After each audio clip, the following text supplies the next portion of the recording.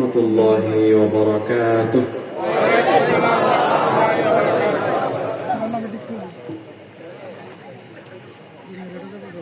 إن الحمد لله الذي بنعمته تتم الصالحات،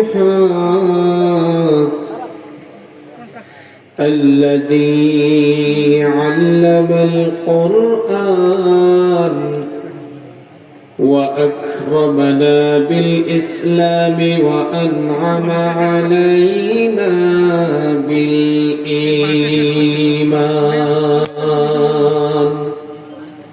نستغفره ونتوب إليه، وأشهد أن لا إله إلا الله وحده لا شريك له، وأشهد أن سيدنا وسندنا وحبيبنا وطبيبنا وطبيب أرواحنا محمدًا عبد الله ورسوله، أرسله بالحق بشيرا ونذيرا وداعيا إلى الله بإذنه وسراجا منيرا. أما بعد، فقد قال الله تعالى في كلامه المجيد وفي فرقانه الحميد: أعوذ بالله من الشيطان الرجيم. بسم الله الرحمن الرحيم. إن الله وملائكته يصلون على النبي يا أيها الذين آمنوا صلوا عليه وسلموا تسليما. اللهم صل على سيدنا وعلى آل سيدنا. नहीं दो जहां में मिसाले मोहम्मद,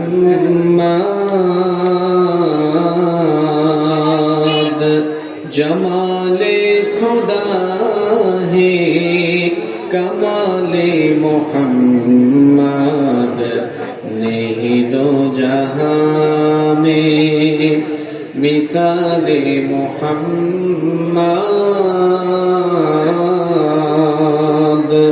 जमाले खुदा है कमाले मोहम्मद। हृदय मोहम्मद। अल्लाहुम्मा सल्ली अला सय्यिदिना व अला आलि सय्यिदिना।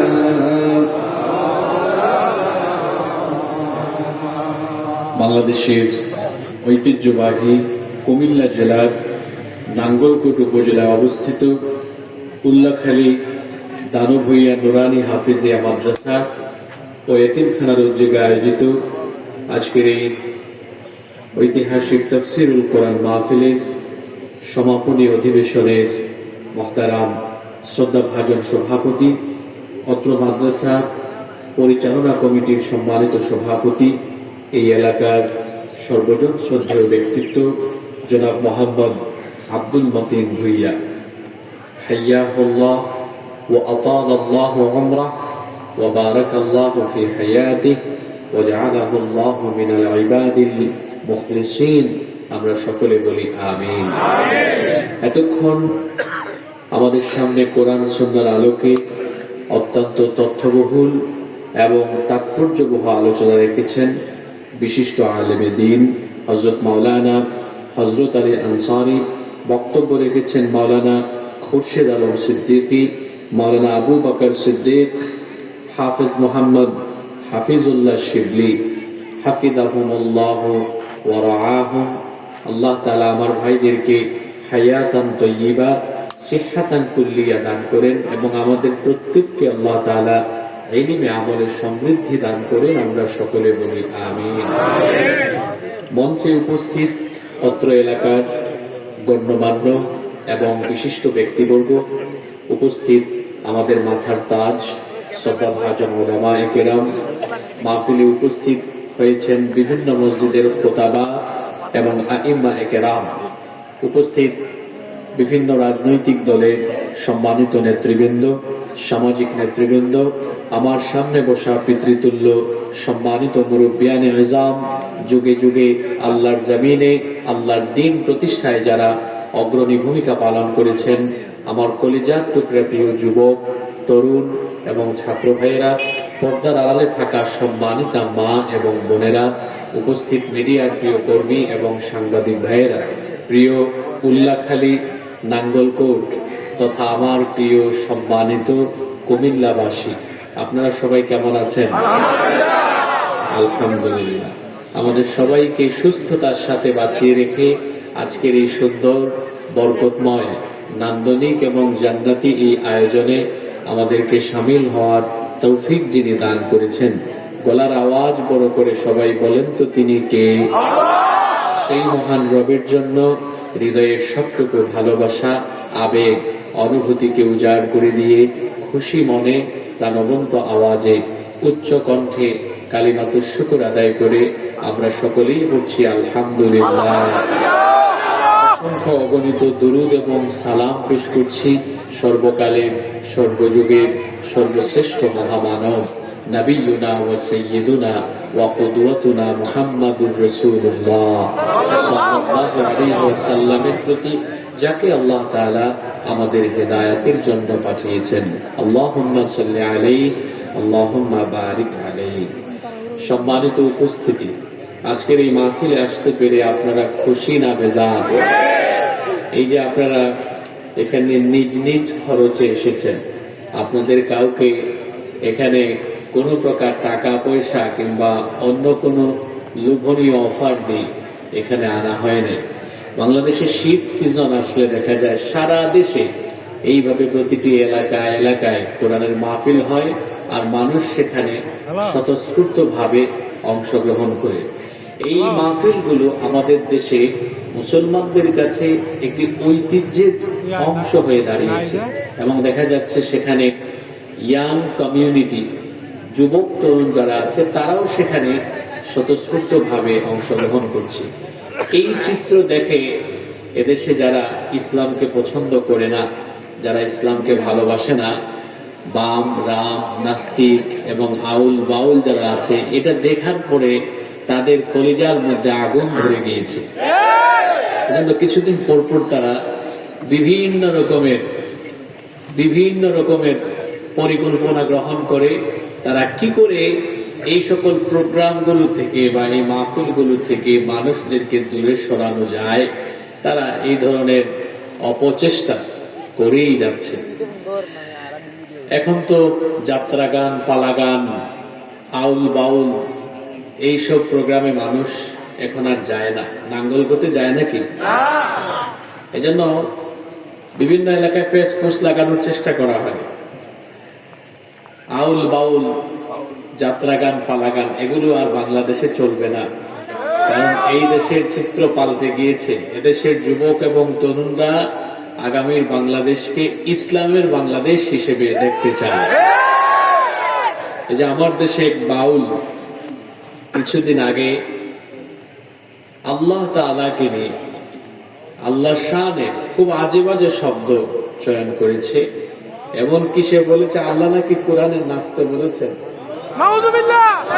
সে দলিল দিয়েছে কুল আউযু বিরাব্বিন নাস, এরপরে বলে মালিকিনো নাস, ইলাহিনো নাস, মানে সে বলতেছে আল্লাহ নাচতে বলছে। হ্যাঁ, নাউযু বিল্লাহি। এই যে বাউল এদেরকে বলা হয়, বাউল তত্ত্ব নিয়ে আপনারা পড়াশোনা করবেন।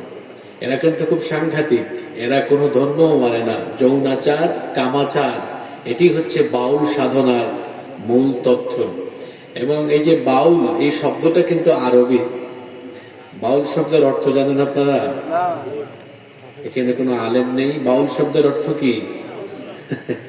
বাউল শব্দের অর্থ পেশা। বাউল শব্দের অর্থ কি? নাম যেমন জিনিস এমন, ঠিক না বে ঠিক? আমাদের দেশে অনেকে তাদেরকে বামপন্থী বলে পরিচয় দেয়। তো আমি বলি অনেক জিনিসের নামেই পরিচয় পাওয়া যায়। আসলে আমরা সব ভালো কাজ করি ডান হাত দিয়ে, আমরা খাবার খাই কোন হাত দিয়ে, মুসাফাহা করি কোন হাত দিয়ে, দান করি কোন হাত দিয়ে, সব ভালো কাজে ডান হাত লাগাই, আর বাম হাত শুধু হেড অফিসে কাজে লাগে। তো বামপন্থী যারা, ওরা ওই পেশাব পায়খানার চেয়ে নিকৃষ্ট। বামপন্থী হলো শয়তান। যারা নিজেদেরকে বামপন্থী হিসাবে, সেকুলার হিসাবে পরিচয় দেয়, এরা প্রত্যেকেই হলো শয়তানের খাস মুরিদ। বামপন্থী এবং ইসলামের বিরুদ্ধাচরণকারীরা এই বাংলাদেশে মাথা উঁচু করে আর দাঁড়িয়ে থাকতে পারবে না। কারণ এদেশের মুসলমানরা এখন সর্বত্র আল্লাহর দ্বীন ইসলামের পরিবেশকে তারা দেখতে চায়। আল্লাহ সবাইকে কবুল করেন। সম্মানিত উপস্থিতি, এই পৃথিবী, আমরা যেখানে আছি, এই পৃথিবীতে আমরা চিরদিন থাকবো না, আমরা একদিন চলে যাব।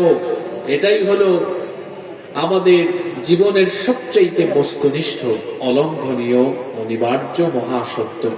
যারা এসেছেন আমাদের আগে তারা চলে গিয়েছেন, আমরা যারা আছি আমরাও চলে যাব। যেমনি ভাবে আমরা পৃথিবী থেকে বিদায় নিব, ঠিক তেমনি ভাবে এই মহাবিশ্বের প্রতিটি বস্তু, প্রতিটি সৃষ্টি একদিন ধ্বংস হয়ে যাবে। ইসরাফিল আলাইহিস সালাম একদিন সিংহায় ফুৎকার দিবেন, আর সেই দিনটা হলো জুমার দিন। জোরে বলেন তো সেই দিনটার নাম কি? জুমার দিনে, সেই দিন সূর্য, কিয়ামতের দিন যখন আসবে, সূর্য আর পূর্ব দিক থেকে উঠবে না, পশ্চিম দিগন্ত থেকে সূর্য উদিত হয়ে যাবে।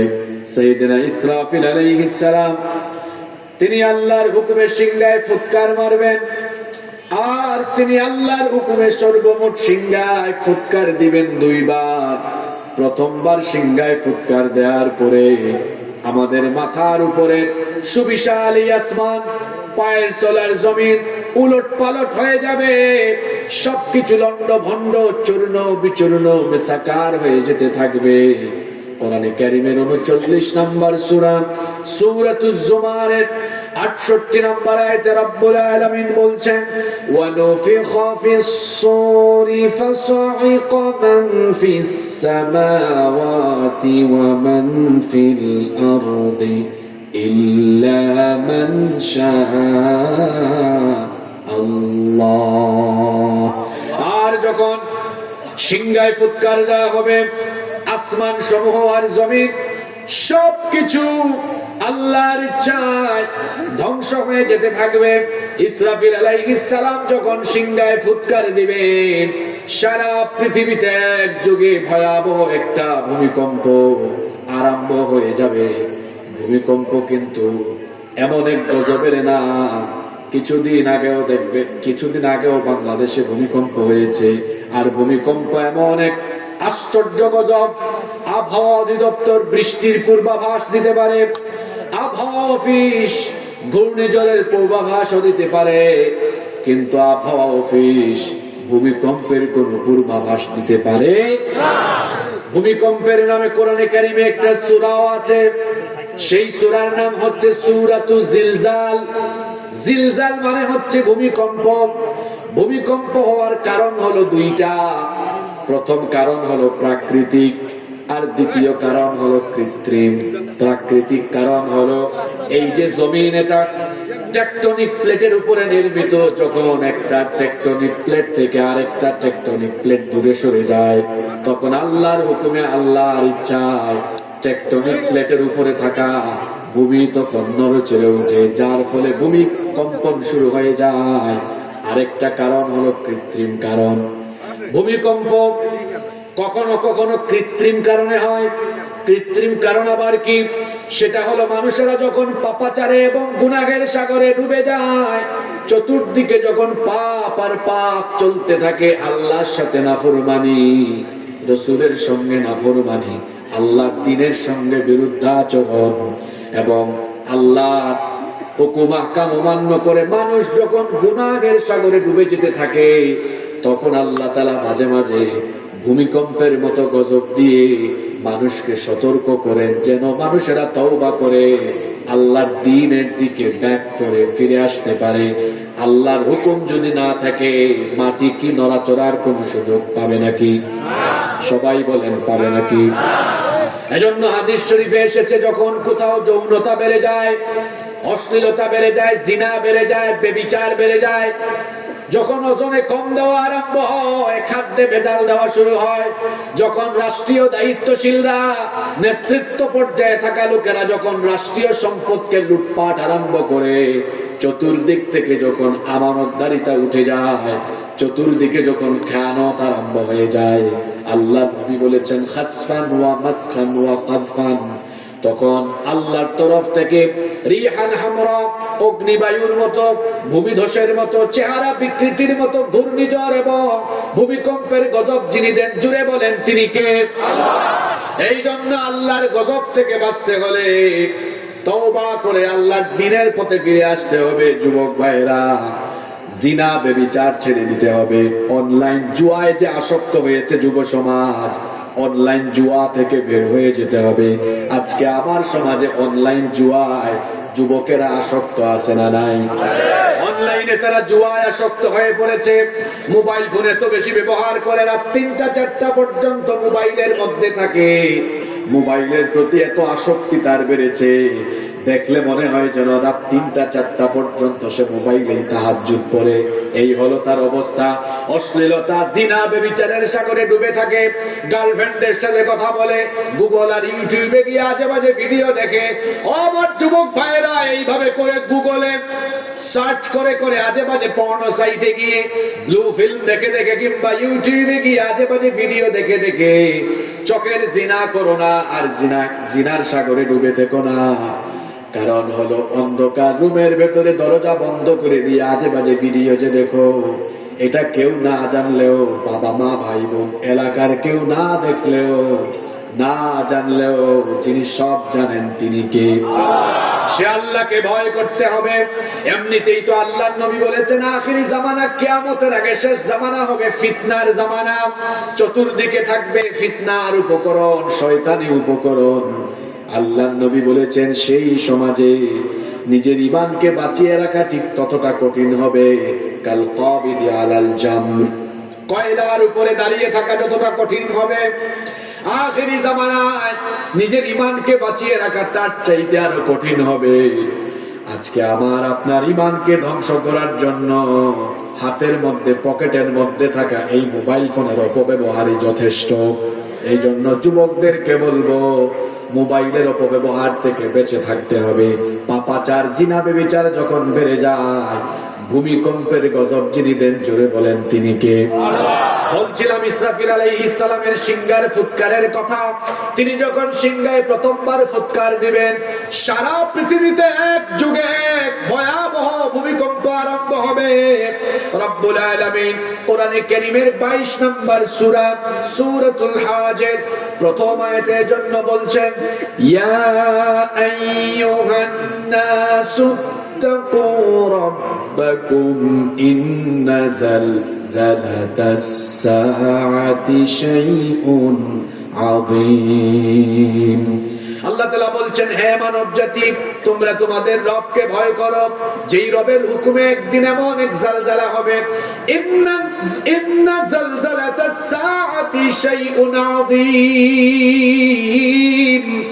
নিশ্চয়ই কিয়ামতের সেই ভূকম্পন হবে এক মারাত্মক ভূকম্পন, এমন একটা ভূমিকম্প হবে, সেই ভূমিকম্পের ফলে এই যে জমিনের উপরে আমরা পাহাড় পর্বত দেখি, আমার বাড়ি তো সিলেটে, সিলেট হলো পাহাড়ি এলাকা, বড় বড় পাহাড় দেখা যায়।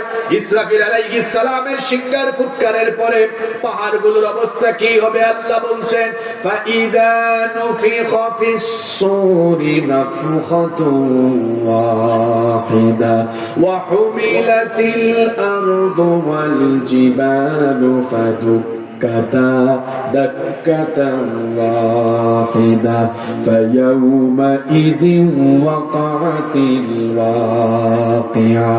যখন সিংহার মধ্যে ফুৎকার দেওয়া হবে, ওয়া হুমিলাতিল আরদু ওয়াল জিবালু ফাদুক্কাতা দাক্কাতান ওয়াহিদা, পাহাড় সহ জমিনকে উপরে উঠায় একটা আছাড় মেরে সবকিছুকে চূর্ণ বিচূর্ণ করে দেওয়া হবে। আল্লাহ তাআলা অন্য আয়াতে বলেছেন, যখন ভূকম্পনের ফলে পাহাড়কে উপরে উঠায় একটা আছাড় দেওয়া হবে, পাহাড় কি করে ধ্বংস হবে আল্লাহ বলছেন কোরআনে কারীমের ৭৩ নম্বর সূরা সূরাতুল মুজাম্মিলের ১৪ নম্বর আয়াতে আল্লাহ বলেছেন, ইয়াউমা তারজুফুল আরদু ওয়াল জিবালু ওয়া কানাতিল জিবালু কাসীবান মাহিলা।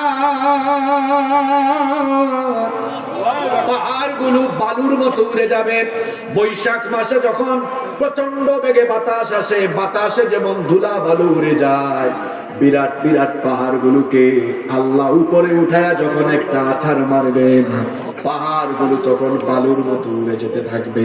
আমাদের পরিচিত একটা সূরা কোরআনে আছে, সেই সূরার নাম সূরাতুল কারিয়া। সেই সূরার মধ্যে আল্লাহ পাহাড়ের অবস্থা এভাবে বলেছেন, ওয়া তাকুনুল জিবালু কালঈহনিল মানফুশ, পাহাড়গুলো দুনা তুলার মতো উড়ে যেতে থাকবে। আসমানের অবস্থা কি হবে আল্লাহ বলছেন, ইদাস সামাউ ফাতারাত ওয়া ইদাল কাওয়াকিবু ইনতাসারাত ওয়া ইদাল বিহারু ফুজ্জিরাত ওয়া ইদাল কুবুরু বু'থিরাত আলিমাত নাফসুম মা কদ্দামাত ওয়া আখখারাত। আসমান ফেটে যাবে, আকাশগুলো দীর্ণ বিদীর্ণ হয়ে যাবে, কিতাবের পৃষ্ঠার মতো সবগুলো আসমানকে গুটিয়ে ফেলে আল্লাহ তার কুদরতি ডান হাতে নিয়ে ফেলবেন। নক্ষত্রগুলো খসে খসে পড়ে যেতে থাকবে, সাগরের মধ্যে আগুন ধরিয়ে দেওয়া হবে। এরপরে ইসরাফিল আলাইহিস সালামের সিংহার ফুৎকারের ফলে যা কিছু পৃথিবীতে আছে সবকিছু লন্ডভন্ড চূর্ণ বিচূর্ণ মেসাকার হয়ে যাবে। সবকিছু যখন শেষ হয়ে যাবে, আল্লাহ তাআলা তখন নিজেই প্রশ্ন করবেন, ইয়া দুনিয়া, হে দুনিয়া, আইনা জিবালুক, তোর বুকের উপরে থাকা পাহাড়গুলো কোথায়? আইনা আনহারুক, তোর বুকের উপরে বহমান থাকা নদ নদী ঝর্ণাগুলো কোথায়? আইনাল জাব্বারিন, আইনাল মুতাকাব্বিরিন, কোথায় সেই স্বৈরাচারেরা, কোথায় সেই জালেমেরা যারা মানুষের উপরে জুলুম করতো আর অহংকার করে দুনিয়ায় চলতো? আল্লাহ প্রশ্ন করবেন, কেউই জবাব দেওয়ার থাকবে না, কারণ তখন তো আল্লাহ ছাড়া কেউ থাকবে না। এজন্য আল্লাহ বলেছেন, কুল্লু মান আলাইহা ফান, সবকিছু ফান হয়ে যাবে। ওয়া ইয়াবকা ওয়াজহু রাব্বিকা যুল জালালি ওয়াল ইকরাম, কেবলমাত্র একজন মহান সত্তা থাকবেন, যিনি থাকবেন, জোরে বলেন তিনি কে? সবকিছু শেষ হয়ে গেল, ধ্বংস হয়ে গেল, পাহাড় নাই, নদী নাই, সাগর নাই, খাল বিল নাই, পশু পাখি নাই, মানুষ নাই, সবকিছু ধ্বংস হয়ে গেল। আল্লাহ আবার ইসরাফিলকে বলবেন, ইসরাফিল তুমি আবার দ্বিতীয়বার সিংহায় আর একটা ফুৎকার দাও। ইসরাফিল আলাইহিস সালাম এবার দ্বিতীয়বার সিংহায় ফুৎকার মারবেন। দ্বিতীয়বার সিংহায় ফুৎকার দেওয়ার ফলে অবস্থা কি হবে আল্লাহ তাআলা কোরআনে কারীমে বললেন, সুম্মা নুফিখা ফীহি উখরা ফাইদা হুম কিয়ামুন ইয়ানজুরুন। যখন দ্বিতীয়বার ফুৎকার দেওয়া হবে, কবরগুলো এবার খুলে যাবে। এই যে আপনাদের এলাকায় কবরস্থানে আপনারা অনেক মুর্দেগানকে কবর দিয়েছেন, ইসরাফিল আলাইহিস সালাম যখন দ্বিতীয়বার সিংহায় ফুৎকার মারবেন, সবগুলো কবরের উপর থেকে মাটি সরে যাবে। সূরা আদিয়াতে আল্লাহ বলেছেন, আফালা ইয়ালামু ইযা বু'সিরা মা ফিল কুবুর, তারা কি ওই সময়টার কথা জানে না যখন কবর খুলে দেওয়া হবে, কবর খুলে যাবে, মানুষ কবর থেকে উঠতে থাকবে। কি করে উঠবে? আম্মা জানা আয়েশা রাদিয়াল্লাহু আনহা থেকে হাদিস এসেছে, তিনি বলেছেন, আল্লাহর নবী বলেছেন, ইহশারুন নাসু ইয়াউমাল কিয়ামাতি হুফাতান উরাতান গারালা, মানুষ কবর থেকে কিয়ামতের দিন উলঙ্গ, খালি পায়ে, নগ্ন পদে, খাতনাবিহীন অবস্থায় উঠে উঠে হাসরের ময়দানে গিয়ে সমবেত হবে। বিচারের দিন, কিয়ামতের ময়দানে, হিসাবের দিনে 15 কোটি কিলোমিটার দূরের সূর্য মানুষের মাথার খুবই নিকটবর্তী হয়ে যাবে। গুনাহগারদের মাথার চান্দি ফেটে মগজ উতরে উতরে গলে গলে গলে গলে বেয়ে বেয়ে পড়তে থাকবে। গুনাহগারেরা নিজেদের ঘামে নিজেরা সাঁতার কাটতে থাকবে। সেই দিন, বিচারের দিনে আল্লাহ তাআলা মানুষদেরকে 2 দলে ভাগ করে দিবেন। কথা বুঝে থাকলে বলেন, বিচারের দিনে মানুষ কয় ভাগে ভাগ হবে? আল্লাহ বলছেন, ফারিকুন ফিল জান্নাতি ওয়া ফারিকুন ফিস সাঈর, একদল লোক হলো জান্নাতি আর একদল লোক হলো জাহান্নামী। বলেন তো, এই 2 দলের পরিণতি সমান নাকি? রব্বুল আলামিন কোরআনুল কারীমের 59 নম্বর সূরা সূরাতুল হাশরের 20 নম্বর আয়াতে বলছেন, লা ইয়াস্তাবি আসহাবুন নারি ওয়া আসহাবুল জান্নাহ, আসহাবুল জান্নাতি হুমুল ফাইজুন। জান্নাত আর জাহান্নামের অধিবাসীরা সমান নয়। জান্নাতি যারা, সফল কাম হলো তারা। তাহলে বোঝা গেল কিয়ামতের দিন এত দলাদলি থাকবে না। কিয়ামতের দিন দল হবে কয়টা? পুরুষ মানুষের মতো জবাব দেন, কিয়ামতের দিন দল হবে কয়টা? একটা হলো জান্নাতি আর একটা হলো জাহান্নামী দল। এই 2 দলে মানুষ বিভক্ত হয়ে যাবে। জান্নাত হলো অনাবিল সুখ শান্তি নিয়ামতের জায়গা, আর জাহান্নাম হলো সীমাহীন দুঃখ কষ্ট আযাবের জায়গা। জান্নাত আর জাহান্নাম তো একরকম নয়। কিয়ামতের ময়দানে যখন জান্নাত আর জাহান্নামীদেরকে ভাগ করে দেওয়া হবে, জান্নাত আর জাহান্নামীদের অবস্থা সেদিন 2 রকম হবে। আল্লাহ তাআলা আমলনামা ছেড়ে দিবেন। জান্নাতীরা সামনে থেকে ডান হাতে আমলনামা পাবে, আর জাহান্নামীরা পেছন থেকে বাম হাতে আমলনামা পাবে। জান্নাতীরা হলো ডানপন্থী, জাহান্নামীরা হলো বামপন্থী। কথা বুঝে থাকলে বলেন তো, জান্নাতীরা কোন পন্থী? এই যুবকেরা ঘুমায় গেছে নাকি? বলতে হবে, জান্নাতীরা কোন পন্থী? জান্নাতীরা হলো আসহাবুল ইয়ামিন, ডানপন্থী, কোরআনপন্থী, ইসলামপন্থী। আর জাহান্নামীরা হলো বামপন্থী, তাগুতপন্থী, শয়তানপন্থী। এরা হলো জাহান্নামপন্থী। এই দুনিয়াতে ডানপন্থীদেরকে অনেকে মৌলবাদী বলে গালি দেয়, জঙ্গিবাদী বলে গালি দেয়। ডানপন্থীদেরকে অনেকে আজে বাজে গালি দেয়, কি দেয় না? যুবক ভাইয়েরা, তাদের সুরের সাথে সুর মিলাইও না। মৌলবাদী, জঙ্গিবাদী বলে আলেমদেরকে গালিগালাজ করা যাবে? কারণ কোরআনের পথ, হাদিসের পথ, ইসলামের পথ হলো ডান পথ। এই পথ হলো সরল পথ, এটাই সঠিক পথ, এটা মুক্তির পথ, এটাই জান্নাতের পথ বলেছেন কে? আল্লাহ। এই জন্য বামপন্থী যারা আছে, তাগুতপন্থী যারা আছে, যারা আল্লাহর কোরআনের আইনের পরিবর্তে মানুষের আইনকে প্রায়োরিটি দিয়ে, যারা তাগুতকে তাদের নেতা নেত্রী বানিয়ে বাম পথ, জান্নাতের পথ বাদ দিয়ে ভিন্ন পথ তালাশ করেছে, তাদের সাথে আমাদের কোনো সম্পর্ক। যারা কোরআনের পথে চলি, আমাদেরকে মাঝে মাঝে গালি দেয় জঙ্গিবাদী। অথচ জঙ্গিবাদের সাথে কি ইসলামের কোনো সম্পর্ক আছে? আমাদেরকে গালি দেয় মৌলবাদী। আরো কি, আলেমদেরকে মাঝে মাঝে গালি দেয় ধর্ম ব্যবসায়ী। আলেমদেরকে ধর্ম ব্যবসায়ী গালি দেওয়ার আগে আয়নায় নিজেদের চেহারা দেখো। এদেশে কোন আলেমকে আপনি কোটি কোটি টাকা দিয়ে, অথবা যদি বলেন আপনাকে এমপি বানায় দিব, শর্ত হলো আপনি টুপি, জুব্বা পাঞ্জাবি এগুলো ছেড়ে শার্ট প্যান্ট পরে হাঁটবেন আর দাড়ি ফেলে দিয়ে ক্লিন শেভ করে ফেলবেন, আপনাদের কি মনে হয় এদেশের কোন আলেম এটা করবে? কিন্তু আমাদেরকে যারা ধর্ম ব্যবসায়ী বলে, ওদেরকে যদি আপনি বলেন ভাই সাহেব আপনি একটু শার্ট প্যান্ট খুলে ইলেকশনের টাইম একটু পাঞ্জাবি টুপি পরিধান করেন, টুপি এমন ভাবে লাগাবে ঘুমের টাইমেও খুলবে না। আমাদেরকে যারা ধর্ম ব্যবসায়ী বলে, ওদের অবস্থা হলো এমন, ওরে যদি বলেন ভাই সাহেব সামনে ইলেকশন, দয়া করে নামাজটা ছাইলেন না, দাড়িটাও রেখে দেন, কাইতেন না, তখন কিন্তু দাড়িও লম্বা হয়। আর নামাজ তখন 5 ওয়াক্ত না 7-8 ওয়াক্ত হয়। আপনারা বলবেন হুজুর 7-8 ওয়াক্ত হয় কেমনে? দেখবেন গ্রামে মসজিদ গুলোতে এসার নামাজ একটু আগে হয়। আর আপনি যখন পৌরসভায় যাবেন, বাজারের কেন্দ্রীয় মসজিদে যাবেন, ওখানে দেখবেন নামাজ আরো 15-20 মিনিট বা 30 মিনিট পরে হয় কি হয় না বলেন? তো এক ক্যান্ডিডেট আসছিল গ্রামে গণসংযোগ করতে, এশার নামাজের আজান হয়েছে, সবাইকে নিয়ে নামাজে গিয়েছে। আমার দেশে ইলেকশন আসলে নামাজই বাড়ে। তো যখন গ্রামের মসজিদে নামাজ শেষ হয়েছে, বাজারে ঢুকেছে, কেন্দ্রীয় মসজিদে আজান হয়েছে, এখন সাংগঠনরা বলে লিডার এখানে তো আজান হয়েছে, এখন চুপচাপ থাকো, আবার গিয়ে ওযু করো। কয় লিডার একটু আগে না নামাজ পড়লেন? কয় একদম চুপ বেটা, এখন ইলেকশনের টাইম, যতবার সুযোগ পাবি ততবার নামাজ পড়বি। আপনাদেরকে হাসানোর জন্য বলি না, এরকম আছে না নাই? আলেমদেরকে যারা ধর্ম ব্যবসায়ী বলে গালি দেয়, আলেমরা কখনো ক্ষমতার জন্য, টাকার জন্য লেবাস পাল্টায় না, সুরত পাল্টায় না, বরং ক্ষমতার জন্য, নেতৃত্বের জন্য, ভোটের নেশায়, ক্ষমতার আশায় যারা লেবাস পাল্টায়, সুরত পাল্টায়, টুপি লাগায়, দাড়ি রাখে, ওরাই হলো প্রকৃত ধর্ম ব্যবসায়ী।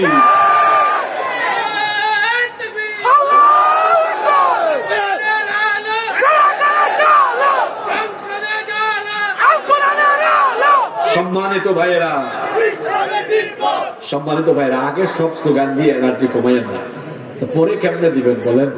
আপনারা এমনি বড় এনার্জেটিক, গত বছরের কথা আমার মনে আছে। আজকে কি এনার্জি থাকবে নাকি? ইনশাআল্লাহ, মাশাআল্লাহ, আল্লাহ কবুল করেন। এমনিতেই নাঙ্গলকোট, লাকসাম এটা অন্যরকম এক এলাকা, যে আলেমদেরকে বলতে শোনা যায় এই অঞ্চলের মাটি, প্রতিটি ইঞ্চি মাটি হলো ইসলামের ঘাঁটি। আল্লাহ আমার যুবক ভাইদেরকে দিনের জন্য কবুল করেন। আমি বলছিলাম জান্নাত আর জাহান্নাম একরকম নয়, এই দুই দলের কথাবার্তাও আলাদা, কাজও আলাদা, চলাফেরাও আলাদা। এদের কথাবার্তা একরকম নয়। জান্নাতীরা কথা বললে বিনয়ের সাথে কথা বলে, মার্জিত ভাষায় কথা বলে। জাহান্নামীরা তারা আবার অসংলগ্ন কথাবার্তা বলে। জাহান্নামীদের মুখের ভাষা একরকম, জান্নাতীদের মুখের ভাষা হলো আরেক রকম।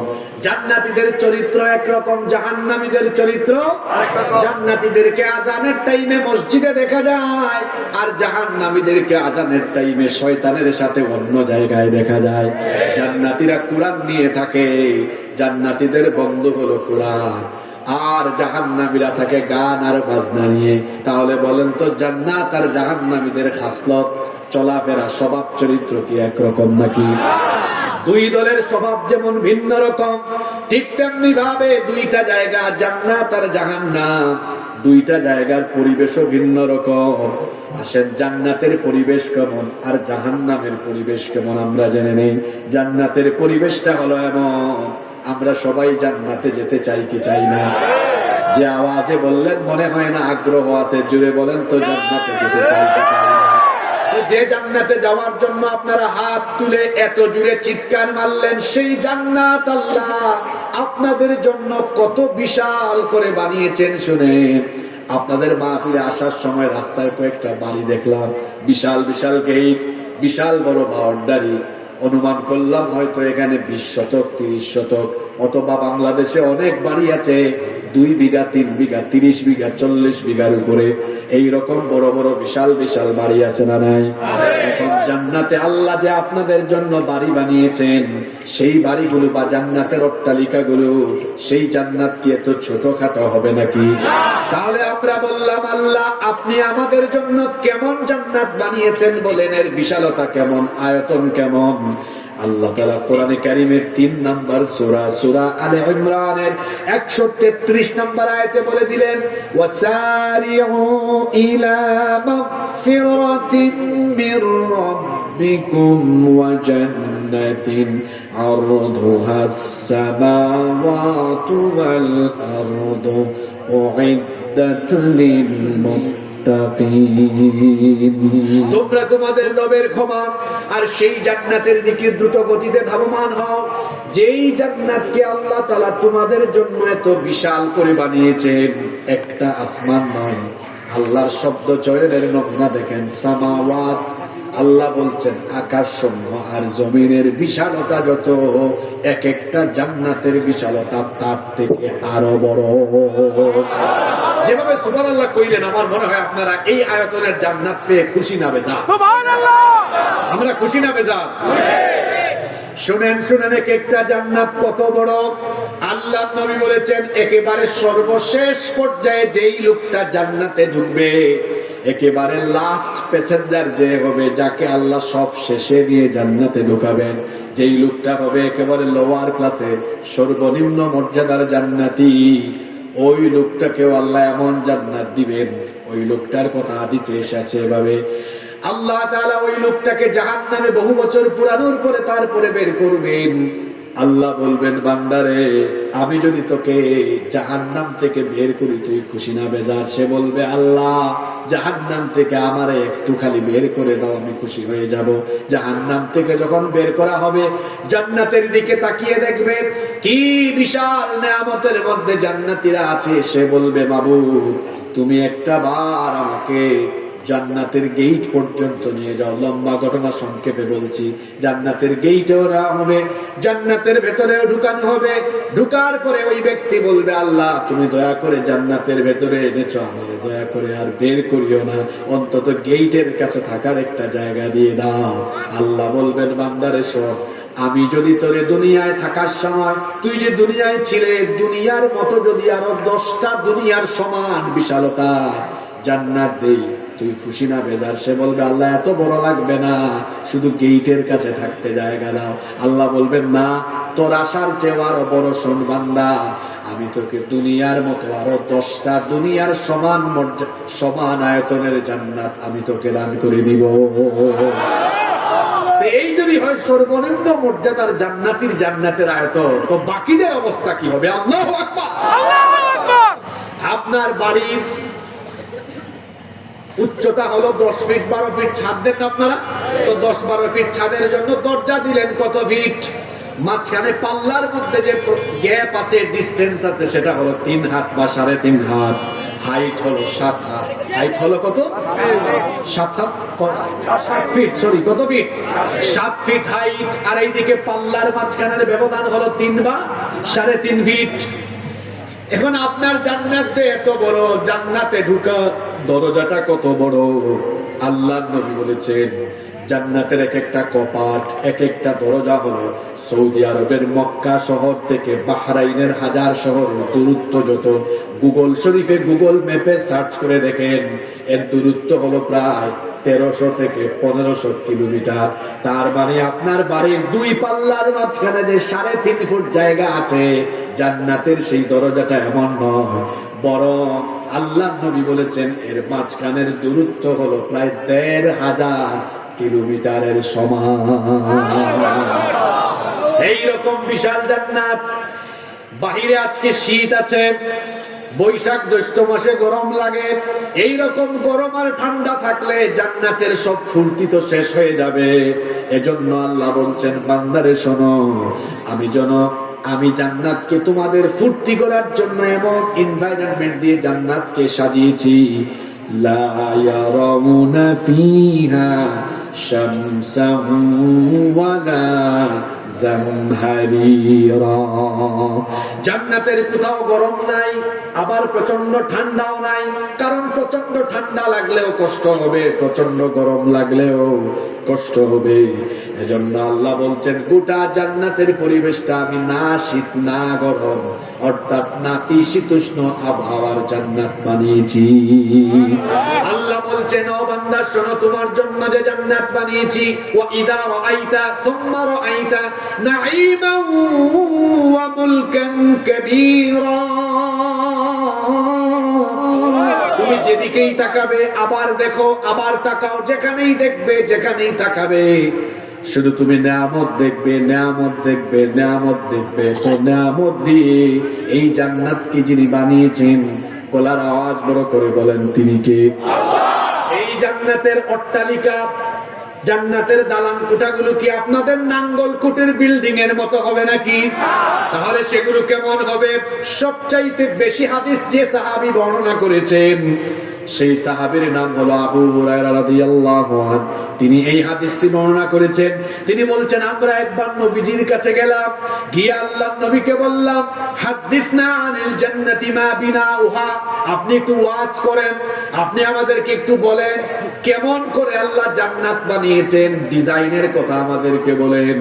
আল্লাহর নবী তখন বললেন, লিবনাতুম মিন ফিদ্দাতিন ওয়া লিবনাতুম মিন যাহাব ওয়া মিলাতুহাল মিসকুল আযফার ওয়া হাসবাউহাল লু'লু'ু ওয়াল ইয়াকুত ওয়া তুরবাতুহা জাফরান। আল্লাহর নবী বললেন, সাহাবীরা শোনো, জান্নাত আল্লাহ এত অ্যাট্রাকটিভ করে বানিয়েছেন, স্বর্ণ আর রৌপ্যের ইটের গাঁথুনি দিয়ে প্রতিটি দেয়াল প্রস্তুত হয়েছে। আল্লাহু আকবার। এই যে মাটির তৈরি কাঁচাই মাটির তৈরি ইট না, এগুলো হলো স্বর্ণ আর রৌপ্যের তৈরি, ইয়াকুত আর মতির পাথর, বালু আর সিমেন্টে, মেশকের সুগন্ধি, আর ইটালিয়ান কোন টাইলস নয়। ওয়াতুরবাতুহা জাফরান, জাফরান দিয়ে জান্নাতের মেঝেগুলো তৈরি করা হয়েছে। বলেন তো দেখি, দুনিয়ার কোন ডিজাইনের সাথে জান্নাতের বিল্ডিং এর ডিজাইনের কোন মিল আছে নাকি? এরপরে জান্নাতীরা জান্নাতে যখন ঢুকবে, ফেরেশতারা যখন ঢুকাবে, ঢুকানোর সময় তো ফেরেশতারা অভিবাদন জানাবে জান্নাতীদেরকে। কি করে জান্নাতে ঢুকানো হবে? একটু আগে আপনারা আমারে ফুলের তুলা দিলেন, এজন্য আপনাদেরকে আমি ধন্যবাদ জানাচ্ছি, কৃতজ্ঞতা জানাচ্ছি। আপনারা যেদিন জান্নাতে যাবেন, কেমনে আপনাদেরকে জান্নাতে ঢুকানো হবে সেই চিত্র তো ভিন্ন রকম, সেটা তো বড় আশ্চর্যজনক। আপনাদের এলাকায় যদি প্রধান উপদেষ্টা ডক্টর মোহাম্মদ ইউনূস আসেন, দেখা যাবে গাড়ি থেকে বা হেলিকপ্টার থেকে নেমে অনুষ্ঠান পর্যন্ত যাওয়ার এই জায়গাটা লাল গালিচা রেড কার্পেট দিবে, ফুলের তুরা দিয়ে গ্রহণ করবে। মানুষ তাদেরকে, মানুষ বলতে বোঝাচ্ছে সরকারি বড় বড় কর্মকর্তারা ফুলের তোড়া দিবে, রিসিভ করবে। আপনাদেরকে যখন জান্নাতে ঢুকানো হবে, স্পেশাল কোনো মানুষ নয়, বরং আল্লাহর স্পেশাল তৈরি নূরের ফেরেশতারা দাঁড়িয়ে দাঁড়িয়ে আপনাদেরকে ওয়েলকাম জানাবে। আল্লাহু আকবার। কি করে তারা ওয়েলকাম জানাবে শুনেন। রব্বুল আলামিন কোরআনুল কারীমের 39 নম্বর সূরা সূরাতুজ জুমারের 73 নম্বর আয়াত থেকে বলছেন, ওয়াসিকাল্লাযীনা তাকাউ রাব্বাহুম ইলাল জান্নাতি যুমারা হাত্তা ইযা জাউহা ওয়া ফুতিহাত أبوابها وقال لهم خزنتها سلام عليكم طبتم فادخلوها খালিদিন। আল্লাহ তাআলা বলছেন, যারা তাদের রবকে ভয় করে সারা জীবন পরিচালনা করেছে, এদেরকে ফেরেশতারা যখন জান্নাতে ঢুকাবে, জান্নাতের গেটের কাছে যাওয়া মাত্রই জান্নাতের দরজা তাদের জন্য ওপেন হবে। আর জান্নাতীরা জান্নাতের গন্ধ কেমনে পাবে? রাসূল বলেছেন, এখান থেকে 40 বছরের দূরত্ব থাকতেই জান্নাতীদের নাকের ডগায় জান্নাতের সুগন্ধ এসে লাগতে থাকবে। আল্লাহু আকবার। এই এলাকায় যদি কোনো জিয়াফতের আয়োজন হয়, চট্টগ্রামে এটাকে মেজবান বলে, কোন বাড়িতে যদি রান্না বান্না হয়, দেখবেন অন্তত আশেপাশে বিরিয়ানির ঘ্রাণ চলে যায়। যেমনি করে আশেপাশে বিরিয়ানি রান্না হলে বিরিয়ানির ঘ্রাণ আপনার নাকে এসে লাগে, আল্লাহর নবী বলেছেন জান্নাতীরা জান্নাত থেকে আরো 40 বছরের দূরত্বে থাকতেই তাদের নাকে তারা জান্নাতের সুগন্ধ পেতে থাকবে। সুবহানাল্লাহ। জান্নাতীরা যখন জান্নাতের গেটের কাছে পৌঁছাবে, ফেরেশতারা তখন ওয়েলকাম জানাবে। ফেরেশতারা তখন বলবে, সালামুন আলাইকুম তিবতুম ফাদখুলুহা খালিদিন। আপনাদের উপরে সালাম, চিরকালের জন্য আপনারা আল্লাহর জান্নাতে প্রবেশ করেন। জান্নাতীরা জান্নাতে ঢুকেই গেটের কাছে ঢুকেই দেখবে জান্নাত এত সুন্দর, চতুর্দিকে সুন্দর সুন্দর বাগান, সারি সারি পান পাত্র সাজানো। জান্নাতীরা মনে করবে, এটাই মনে হয় জান্নাতের মূল আকর্ষণ, খাওয়া দাওয়া আরম্ভ করবে। ফেরেশতারা এসে বলবে, তো পাগল হইয়েন না, জান্নাত তো এখান থেকে আরো বহু দূরে।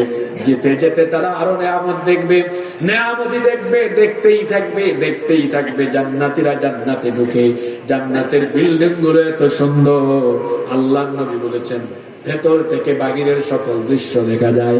এত সুন্দর করে আল্লাহ জান্নাত বানিয়েছেন। সেখানে ঝর্ণা থাকবে, ঝর্ণার কলকল ধ্বনি তারা উপভোগ করবে। সুন্দর গালিচা থাকবে, সুউচ্চ আসনে হেলান দিয়ে বসে বসে জান্নাতের নয়নাভিরাম দৃশ্য তারা অবলোকন করবে। আপনাদের বাড়িতে মেহমান আসলে মেহমানদারি আপনারা করেন, হয়তো খেজুর দেন, প্রথমে আপনারা হয়তো বিভিন্ন রকমের নাস্তা দেন। কিন্তু জান্নাতীরা যখন জান্নাতে ঢুকবে, জান্নাতীদেরকে কি করে আপ্যায়ন করা হবে শুনেন। আল্লাহ নবী বলেছেন, জান্নাতীরা জান্নাতে ঢোকার পরে সর্বপ্রথম মাছের কলিজা ভুনা করে তাদের সামনে পরিবেশন করা হবে। শুধু মাছের কলিজা ভুনাই নয়, তাদের সামনে চিকেন থাকবে, মাটন থাকবে, বিফ থাকবে, বারবিকিউ ডিনার পার্টি হবে সেখানে। শুধু তাই না, আল্লাহ বলেছেন ওয়ালাহমিন তায়রিম মিম্মা ইয়াশতাহুন। সূরা ওয়াকিয়ার 21 নম্বর আয়াতে আল্লাহ বলছেন, যে রকমের সুস্বাদু মজাদার পাখির গোশত চাইবে, সেখানে তাদেরকে পাখির গোশত দেওয়া হবে। পাখির গোশতের কথা শুনে অনেকের জিহ্বায় পানি চলে আসছে। চিন্তা করিলেন না, এইসব নিয়ামত জান্নাতে রেখেছেন তিনি কে? আল্লাহ। হরেক রকমের ফলমূল থাকবে। আল্লাহ বলেছেন, লাহুম ফিহা ফাকিহাতুন ওয়া লাহুম মা ইয়াদদাউন। বিভিন্ন রকমের ফলমূল থাকবে, যা চাইবে। এখানে একটা আশ্চর্যজনক বিষয় হলো, মাঝে মাঝে রেস্টুরেন্টে আপনারা খাবার খেতে যান, বলেন তো অর্ডার দিলে সাথে সাথে খাবার পাওয়া যায় নাকি? অন্তত 5-10 মিনিট অপেক্ষা করা লাগে। কিন্তু জান্নাতের মজা হলো, আল্লাহ তাআলা বলছেন, জান্নাতের মজাটা হলো বান্দা যখন যেটা চাইবে অপেক্ষা করা লাগবে না, চাওয়া মাত্রই তার সামনে সেটা হাজির হয়ে যাবে। আল্লাহু আকবার। বিভিন্ন রকমের ফলমূল থাকবে, আপেল থাকবে, আঙ্গুর থাকবে, মালটা থাকবে, ডালিম থাকবে। দুনিয়ায় যা দেখেছে খেয়েছে সেগুলো আছে, আবার দুনিয়ায় যা খায় নাই দেখে নাই সেগুলো সেখানে আছে না নাই? কিন্তু মানুষের একটা খাসলত হলো, আমরা যত পাই তারপরেও দেখা যায় আমাদের সমস্যা অথবা অজুহাতের কোনো শেষ। জান্নাতীরা যখন জান্নাতে দুনিয়ার অনেক ফলমূল বা খাবার দাবার দেখবে, জান্নাতীরা তখন বলবে, সূরা বাকারার 25 নম্বর আয়াতে এসেছে, আল্লাহ বলছেন, কুল্লামা রুজিকু মিনহা মিন সামারাতির রিজকান ক্বালু হাযাল্লাযী রুজিকনা মিন ক্বাবলু ওয়া উতু বিহি মুতাশাবিহা। এই সকল খাবার দাবার রিজিক দেখলে তারা বলবে, আল্লাহ এগুলো আপনি কেন দিলেন? এগুলো তো আমরা দুনিয়ায় খেয়েছি, এগুলো এখানে আবার কেন দিচ্ছেন? আল্লাহ তখন বলবেন, বান্দা এত বেশি নাচর বান্দা হয়ে এত কথা বলিস না রে বান্দা। দুনিয়ায় তুই যা খেয়েছিস সেগুলোর মধ্যে ভেজাল আছে না নাই? বর্তমানে আমাদের খাবারের ভেতরে এত ভেজাল, ভেজাল ছাড়া কোনো খাবারই এখন পাওয়া যায়? আল্লাহ বলবেন, সেখানে তো ভেজাল ছিল, ফ্রেশ খাবার অপ্রতুল ছিল, ফ্রেশ খাবার পাওয়া দুর্লভ এবং কঠিন ব্যাপার ছিল। কিন্তু বান্দা শোনো, জান্নাতে তোমাকে যত রিজিক ফলমূল বা যা কিছু দেওয়া হচ্ছে সব হলো টাটকা, সব হলো ফ্রেশ। শুধু তাই নয়, দুনিয়ায় তুমি যে ফলমূল খেয়েছো এক একটা ফলে এক এক রকম স্বাদ। আপেলের স্বাদ এক রকম, জামের স্বাদ এক রকম, বেলের স্বাদ এক রকম, কাঁঠালের স্বাদ এক রকম। কিন্তু বান্দারে শোনো, এই জান্নাতের ফলগুলো হলো এমন, জান্নাতের এক একটা ফলের ভেতরে একটা দুইটা নয়, আল্লাহ নবী বলেছেন জান্নাতের এক একটা ফলের ভেতরে 70 রকমের স্বাদ রয়েছে। কত রকমের স্বাদ রয়েছে? বিভিন্ন রকমের ড্রিঙ্কসও থাকবে। আল্লাহ বলছেন, ওয়াসাকাহুম রাব্বুহুম শারাবান তাহুরা। পবিত্র শরাব থাকবে। যুবক ভাইরা, নাপাক শরাব, এই দুনিয়াতে নাপাক শরাব, আজে বাজে জিনিসপত্র খেয়ে যৌবনকে নষ্ট করে দিও না। আজকে আমার যুবকদের চরিত্র নষ্টের জন্য চরিত্র বিধ্বংসী উপাদান মাদক আমাদের সমাজে আছে না নাই? যুবক ভাইদেরকে বলবো মাদকাসক্ত হয়ে যায় না। এই কুমিল্লার বেশ কিছু অঞ্চল আছে, 14 গ্রাম সহ আরো কয়েকটা অঞ্চল আছে যেখানে বর্ডার দিয়ে মাদক ঢুকে মাদকের কারবার যারা করে, মাদক যারা সেবন করে, যারা গ্রহণ করে, এমনকি মাদকের যারা সাথে যারা সম্পৃক্ত থাকে, এদেরকে লানত করেছেন আল্লাহ, এদেরকে লানত করেছেন রাসূল, এদেরকে লানত করেছেন ফেরেশতারা। এজন্য যুবকদেরকে বলবো খবরদার, গাঁজা, মদ, ইয়াবা, আফিম, ফেনসিডিল সহ কোন রকমের মাদকের সাথে সম্পৃক্ত হয়ে নিজের যৌবনকে, জীবনটাকে নষ্ট করে দিও না।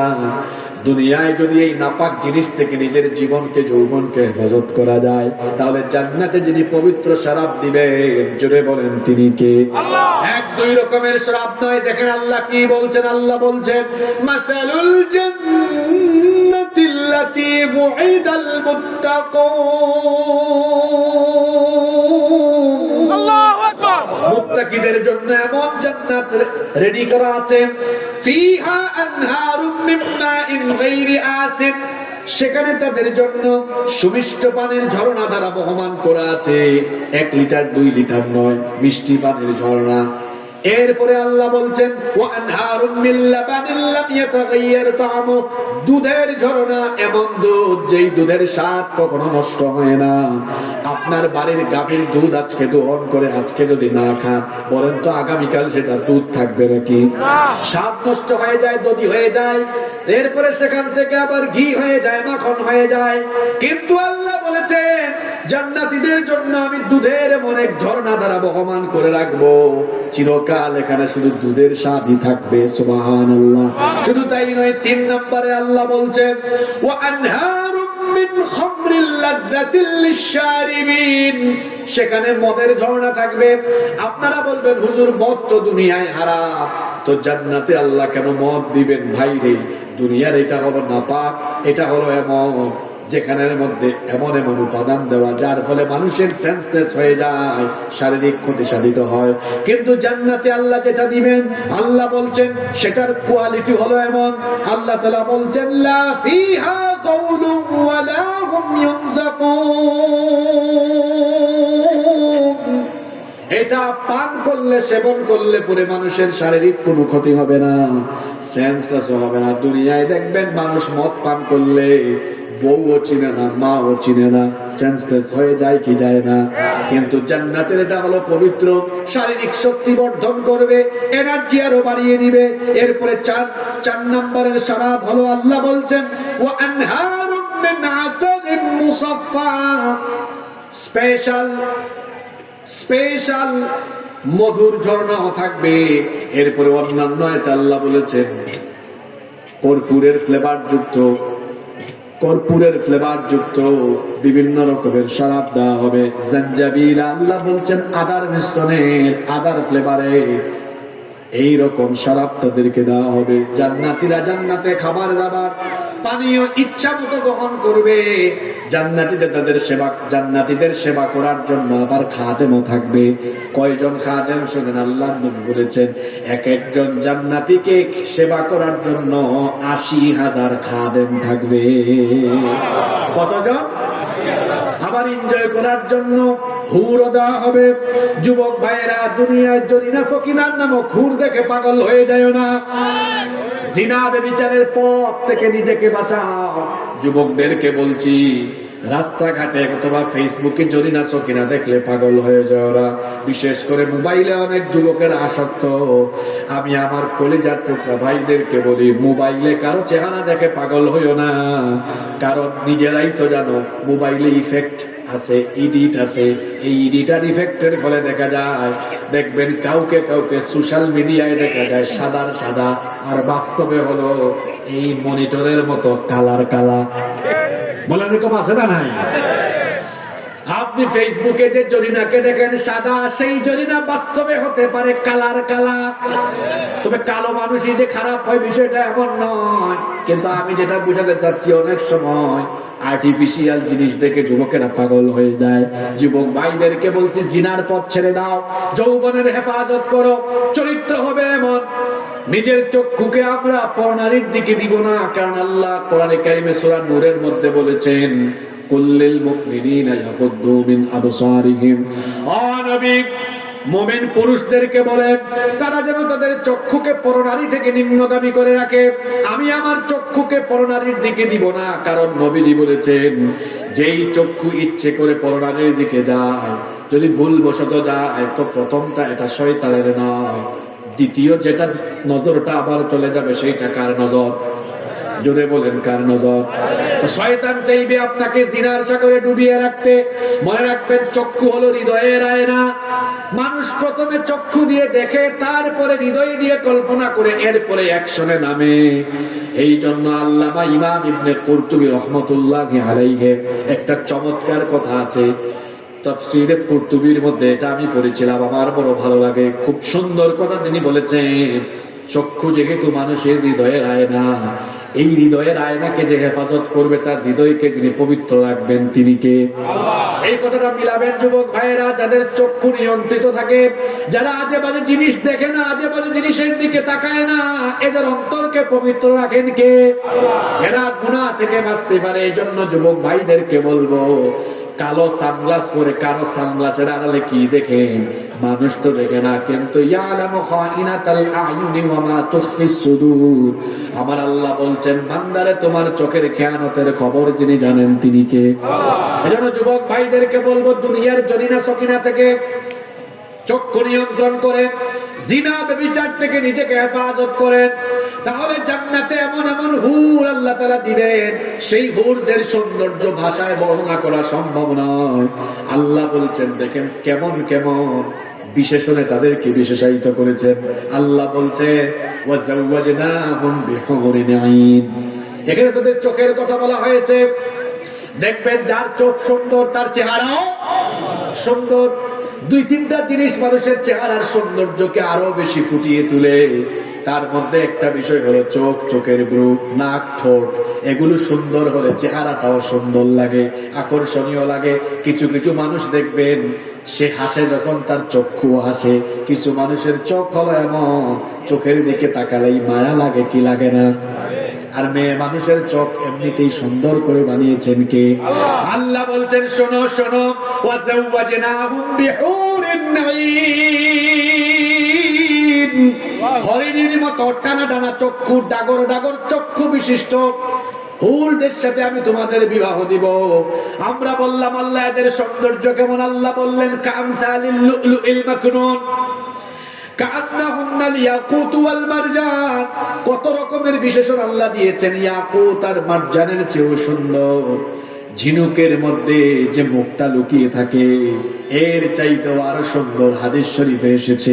আল্লাহর নবী বলেছেন, কোন একজন হুরকে যদি আল্লাহ কখনো দুনিয়ার আসমানে এসে একবার উকি দেওয়ার জন্য পারমিশন দিতেন, তাহলে দুনিয়ার সূর্য আর চন্দ্রের আলো ওই হুরের সৌন্দর্যের কাছে ম্লান হয়ে যেত।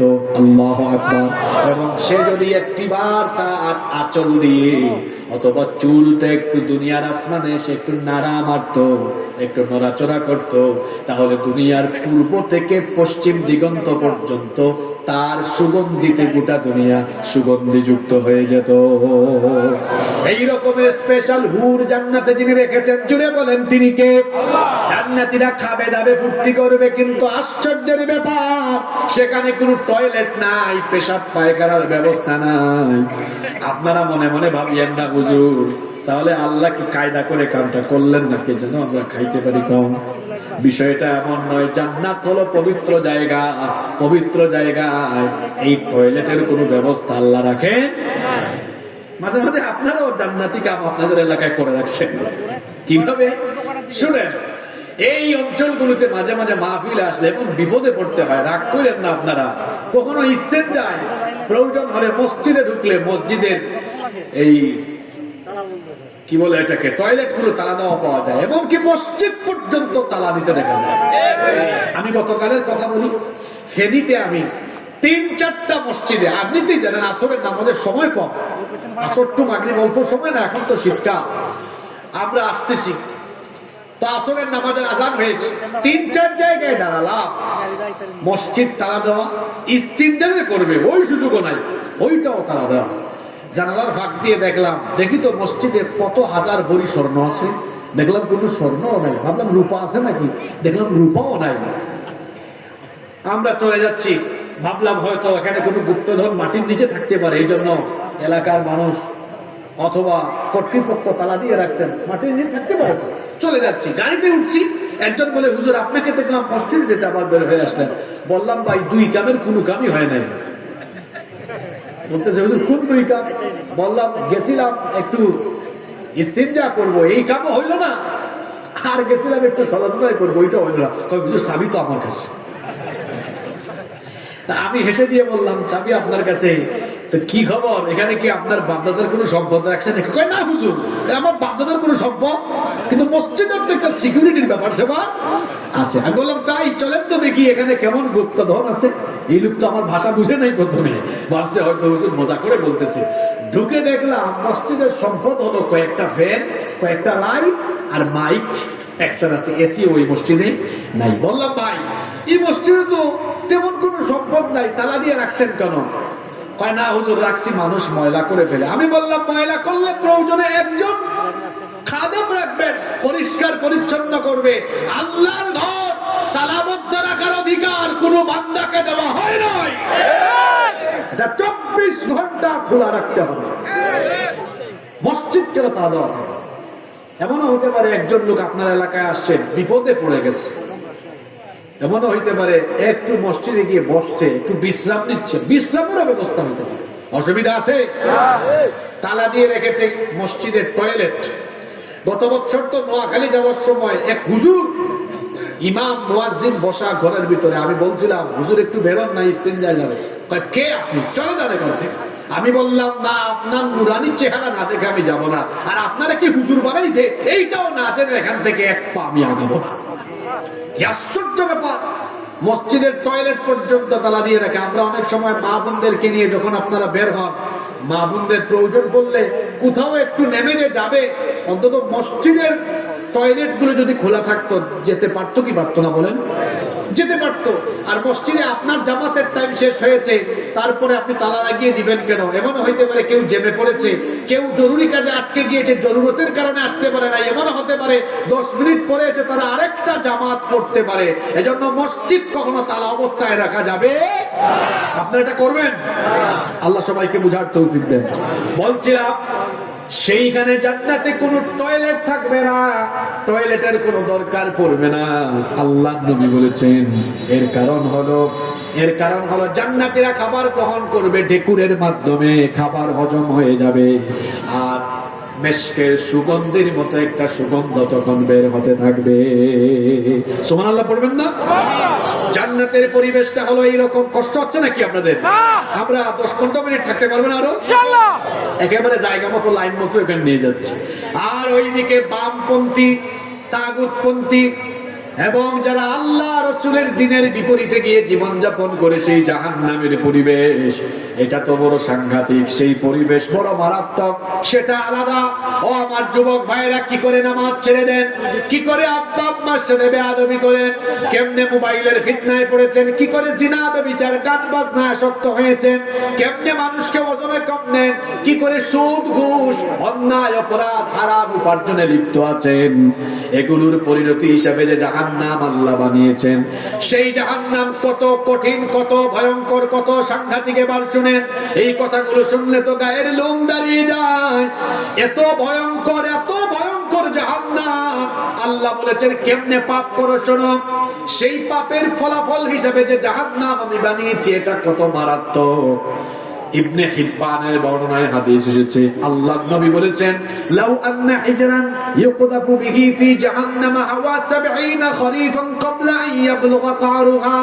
আল্লাহর নবী বলেছেন জাহান্নামী পাপীদেরকে জাহান্নামে শাস্তি দেওয়ার জন্য জাহান্নামকে আল্লাহ এত গভীর করেছেন, যদি জাহান্নামের মুখের মধ্যে একটা পাথর ফেলা হয়, আমার দিকে তাকান, এই যে হাতের মধ্যে টিস্যু, এই টিস্যু ফেললাম, নিচে পড়লো, 1 সেকেন্ডও লাগলো না, এটা পাতলা।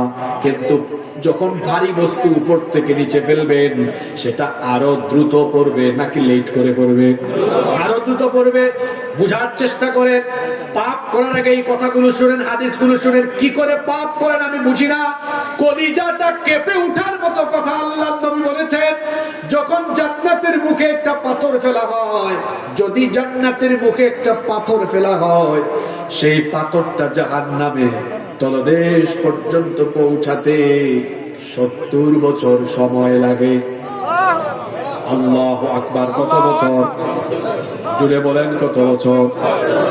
কবর তো 3.5 হাত, জাহান্নামের গভীরতা এত, একটা পাথর ফেললে তলদেশে পৌঁছাতে সময় লাগে 70 বছর। কি করে গুনাহ করেন আমি জানি না। আল্লাহ বলছেন জাহান্নামকে কিয়ামতের দিন যখন টেনে আনা হবে, মানুষ সেদিন জাহান্নামের ক্ষিপ্রতা, তীব্রতা, ভয়ঙ্কর রূপ দেখবে। শুনেন শুনেন আল্লাহ কি বলছেন।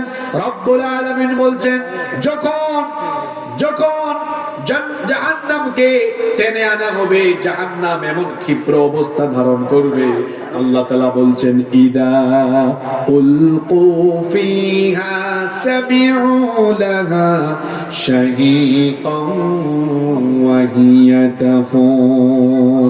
কিয়ামতের ময়দানে জাহান্নামীরা জাহান্নামের ভয়ঙ্কর গর্জন শুনবে। বৈশাখ জ্যৈষ্ঠ মাসে রাতের বেলা ঘুমিয়ে থাকলে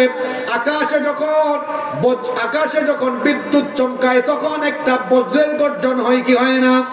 মাঝে মাঝে দেখবেন ভয় পেয়ে মানুষ ঘুম থেকে উঠে। আল্লাহ বলছেন জাহান্নামীরা জাহান্নামের গর্জন যখন শুনবে ভয়ে তারা কেঁপে উঠবে। তাকাদু তামাইয়াজু মিনাল গায়জ। জাহান্নামকে দেখলে মনে হবে রাগে গুসায় সে একেবারে ফেটে পড়তে চাইছে। সেই জাহান্নাম এত বেশি মারাত্মক হবে, আল্লাহর নবী বলেছেন ইউক্তা বিজাহান্নামা ইয়াউমা ইল্লাহা ৭০,০০০ জিমাম মা কুল্লি ৭০,০০০ মালাকু ইয়াজুল্লুনাহা। কি ভয়ঙ্কর হাদিস! এটা বলার সময় আমার নিজেরও গায়ের লোম দাঁড়িয়ে যাচ্ছে। কি ভয়ঙ্কর কথা আল্লাহর নবী বলেছেন। জাহান্নাম কিয়ামতের দিন এমন ভাবে হাজির হবে, তাকে হাজির করা হবে। জাহান্নামের মোট ৭০,০০০ লাগাম থাকবে। কথা বুঝে থাকলে বলেন কত হাজার লাগাম? আরো জোরে বলেন কত হাজার? কিন্তু আশ্চর্যের কথা হলো প্রত্যেকটা লাগামের মধ্যে ফেরেশতা থাকবে আরো ৭০,০০০। শুধু লাগামটা এমনি করে আমার দিকে তাকান, ধরে রাখার জন্য, যেন জাহান্নাম তো ছিটকে না পড়ে। ৭০,০০০ লাগাম, প্রতিটা লাগামে ফেরেশতার সংখ্যা হলো ৭০,০০০। তাহলে ৭০,০০০ গুণ ৭০,০০০ সমান কত? ৪৯০ কোটি। তার মানে জাহান্নাম এত ক্ষিপ্র, শুধু তার লাগামকে ধরে রাখার জন্য আল্লাহ তার স্পেশাল শক্তিশালী ৪৯০ কোটি ফেরেশতা নিয়োগ করেছে। আল্লাহু আকবার। ৪০০ কত কোটি? জোরে বলেন ৪০০ কত কোটি? ফজরের আযান দিলে আপনি ঘুমান, রাতের বেলা গান শুনে ঘুমান, সুযোগ পাইলে একটু জুয়া বা অনলাইন জুয়া খেলেন, সুযোগ পাইলে রাতের বেলা জরিনা সকিনাকে একটু মেসেঞ্জারে টেক্সট করেন। কি করে এত গুনাহ করতে মন চায়? এই গুনাহের পরিণতি হিসাবে যে জাহান্নাম, সেই জাহান্নামের ক্ষিপ্রতা, তীব্রতা ভয়ঙ্কর, এবং জাহান্নামের ভয়াবহ আগুনের ভয় কি কলিজায় নাই রে ভাই? আগুনের কথা কি আর বলবো, আল্লাহর নবী বলেছেন জাহান্নামের আগুনকে একটানা ৩০০০ বছর উত্তাপ দেওয়া হয়েছে। জুড়ে বলেন কত বছর? ৩০০০ বছর উত্তাপ দেওয়ার ফলে জাহান্নামের অবস্থা কি হয়েছে শুনেন। আল্লাহর নবী বলেছেন প্রথমে ১০০০ বছর তাপ দেওয়া হলো, যার ফলে জাহান্নামের আগুন কৃষ্ণ বর্ণ ধারণ করলো। এরপর জাহান্নামের আগুন রক্তিম বর্ণ ধারণ করলো। অতঃপর আরো ১০০০ বছর তাপ দেওয়া হলো, জাহান্নামের আগুন এবার কৃষ্ণ বর্ণ ধারণ করলো। সে তো এরপরে আরো ১০০০ বছর জাহান্নামের আগুনকে উত্তাপ দেওয়া হলো। শেষে যখন আরো ১০০০ বছর উত্তাপ দেওয়া হলো, জাহান্নামের আগুন তখন তমসাচ্ছন্ন নিকষ কালো অন্ধকার অবস্থায় রূপ নিল। কথা বুঝে থাকলে বলেন তো দেখি জাহান্নামের আগুনের কালার কেমন? আরো জোরে বলেন কেমন? দুনিয়ার আগুনের কালারটা কেমন? তার মানে কি বুঝলেন? এখানে লাইট সব বন্ধ করে দেন, তারপরে দুনিয়ার আগুন জ্বালান, দেখবেন কালারটা লাল হওয়ার কারণে এখানে কিছু আলো দেখা যাবে। কিন্তু জাহান্নামের আগুন এত মারাত্মক, আলোকিত জায়গায় জ্বললেও সেটা অন্ধকার হয়ে যাবে। আর এটা এমন ভয়ঙ্কর আগুন, এটা শুধু মানুষের চামড়া জ্বালায় না, কলিজা সুদ্ধা জ্বালিয়ে ছারখার করে দেয়। আর সেই জাহান্নামীদেরকে যখন টেনে টেনে কেমনে নেওয়া হবে শুনেন। জাহান্নামীদের পায়ের মধ্যে সেদিন শিকল লাগানো হবে, জিঞ্জির পরানো হবে। কত গজ লম্বা আল্লাহ বলছেন, সুম্মা ফি সিলসিলাতিন দারুহা 70 দিরান ফাসলুকু, 70 গজ লম্বা শিকল দিয়ে বাঁধা হবে। তারপরে টেনে হিচড়ে জাহান্নামীদেরকে যখন জাহান্নামে নিয়ে যাওয়া হবে, জাহান্নামের দরজার কাছে আসার পরে জাহান্নামের দারওয়ান ফেরেশতারা তাদেরকে জিজ্ঞেস করবে, কুল্লামা উলকিয়া ফিহা ফাউজুন সাআলাহুম খাযানাতুহা আলাম ইয়াতিকুম নাদির। তারা বলবে, কিরে কপাল পোড়া, তোর কাছে কি কোনো সতর্ককারী নবী রাসূল কিংবা নবী রাসূলদের ওয়ারিস আলেম ওলামারা কি তোদেরকে সতর্ক করে নাই? জাহান্নামের আলোচনা করে নাই? জাহান্নাম সম্পর্কে তোদেরকে কি সতর্ক করে নাই? তখন এই জাহান্নামীরা জবাব দিবে, ক্বালু বালা ক্বাদ জাআনা নাদির। অবশ্যই সতর্ককারী এসেছিল। হাসিবুর রহমান হুজুর আমাদের এলাকায় আসছিল, লম্বা সময় শত শত আয়াত হাদিস পড়ে পড়ে আমাদেরকে বুঝাইছে। আল্লাহ বলবেন, তো বুঝাইছে তো তুই কি করছিলে? বলবে, আল্লাহ বয়রার মতো শুনছি, এক কান দিয়ে ঢুকাইছি, অন্য কান দিয়ে বের করেছি, এটা আমার কথা নয়। তারা বলবে, ফাকাত যাবে না, আমরা এগুলো বিশ্বাসই করি নাই, মিথ্যা করে করতাম। ওয়াকুলনা মা নাযালাল্লাহু মিন শাই, আমরা মনে করতাম আল্লাহ এমন কিছুই নাজিল করেন নাই, এমন কিছুই বানান নাই। আল্লাহ বলবেন, ঠিক আছে, তোদেরকে এত বুঝাইলো, বুঝলি না, তো এখন মজা বুঝ। আল্লাহ বলবেন, এনে ধর, শিকল লাগা, ডান্ডা বেরি পড়া, জাহান্নামে নিক্ষেপ কর। তখন এই জাহান্নামীরা আফসোস করে করে বলবেন, ওয়াকালু লাউ কুন্না নাসমাউ আও নাকিলু মা কুন্না ফি আসহাবিস সাঈর। তখন বলবে, হায় রে হায়, ওই যে 30 নভেম্বর ওয়াজ হয়েছিল, এত করে বুঝানো হয়েছিল, নামাজ ছাড়িও না, গুনাহ করিও না, পাপ করিও না, যদি ওই সময় সেগুলো শুনতাম, মানতাম, অনুধাবন করতাম, তাহলে আজকে আমাদেরকে এই জাহান্নামের দাউ দাউ করে যদি আগুনের মধ্যে নিক্ষিপ্ত হওয়া লাগতো না। কিন্তু সেই দিন আর আফসোস করে লাভ হবে না। ভালো করে শুনেন, কষ্ট হচ্ছে আপনাদের? কষ্ট হচ্ছে? আল্লাহ বলবেন, এদেরকে জাহান্নামে ঢুকানোর আগে প্রস্তুত কর। প্রস্তুতি আবার কেমন? আল্লাহ বলছেন, ফাল্লাযীনা কাফারু কুতিআত লাহুম সিয়াবুম মিন নার। আমার দিকে তাকান, প্রত্যেকের গায়ে এখন সুতার পোশাক। আল্লাহ বলবেন, ফাল্লাযীনা কাফারু কুতিআত লাহুম সিয়াবুম মিন নার। এই জাহান্নামী সব পাপীদের জন্য আগুনের তৈরি পোশাক তৈরি করে সেটা পরিধান করাও। আচ্ছা বলেন তো, আগুনের তৈরি পোশাক পরলে গায়ের চামড়া কি থাকবে নাকি? জ্বলে পুড়ে ছাই হয়ে যাবে। শুধু তাই নয়, আল্লাহ বলছেন, ইউসাব্বু মিন ফাওকি রুউসিহিমুল হামীম। মাথার উপরে ফুটন্ত গরম পানি ঢালা হবে, যার ফলে কি হবে? আল্লাহ বলছেন, ইউসহারু বিহি মা ফি বুতুনিহিম ওয়াল জুলুদ। তাদের পেটের ভেতরের নারী বুড়ি, চামড়া সুদ্ধা যা আছে সব জ্বলে পুড়ে ছাই হয়ে যাবে। শুধু তাই নয়, ওয়ালাহুম মাকামিউ মিন হাদীদ। লোহার তৈরি লাঠি বা বগুড়ের ব্যবস্থা রয়েছে। ফেরেশতারা একদিকে পিটাবে। কেমন পিটা? কি মনে করেন যে কি আপনাদের এলাকার বদরুদ্দিনের শক্তির মতো শক্তি নাকি? আল্লাহ নবী বলেছেন, এমন এমন লোহার হাতুড়ি দিয়ে পিটানো হবে, দুনিয়ার বিশাল বিশাল পাহাড়গুলোকে যদি জাহান্নামের এই ফেরেশতারা এই লোহার হাতুড়ি দিয়ে একটা বাড়ি মারে, মুহূর্তের মধ্যে সেটা ধুলা বালু ব্লেন্ডিং হয়ে বালুগুলো উড়ে যেতে থাকবে। এই রকমের শক্তিশালী ফেরেশতারা লোহার হাতুড়ি দিয়ে পিটানো আরম্ভ করবে। জাহান্নামীরা জাহান্নামের ফুটন্ত গরম পানি, জাহান্নামের আগুন, জাহান্নামের আযাব সহ্য করতে না পেরে চিৎকার করে করে আর্তনাদ করবে, বলবে, আল্লাহ এই জাহান্নাম থেকে আমাদেরকে বের করো। জাহান্নামীরা ছোটাছুটি আরম্ভ করবে, গড়িমসি খাবে। কি করে তারা জাহান্নাম থেকে বের হতে পারে? হামাগুড়ি দিবে, গড়িমসি খাবে, হামাগুড়ি দিতে থাকবে। কোন রকমে যদি একটু জাহান্নাম থেকে বের হওয়া যায়, আল্লাহ বলছেন, কুল্লামা আরাদু আন يخرجوا من غم أعيدوا فيها وذوقوا عذاب الحريق যখনই জাহান্নাম থেকে বের হওয়ার চেষ্টা করবে ঘাড় ধরে টেনে হিচড়ে আবার জাহান্নামে ফেলে দেওয়া হবে। জাহান্নামীরা বলবে আল্লাহ গো এখানে এত শাস্তি হচ্ছে, এত মার খাচ্ছি, পিপাসার্ত হয়েছে, একটু পানি দাও।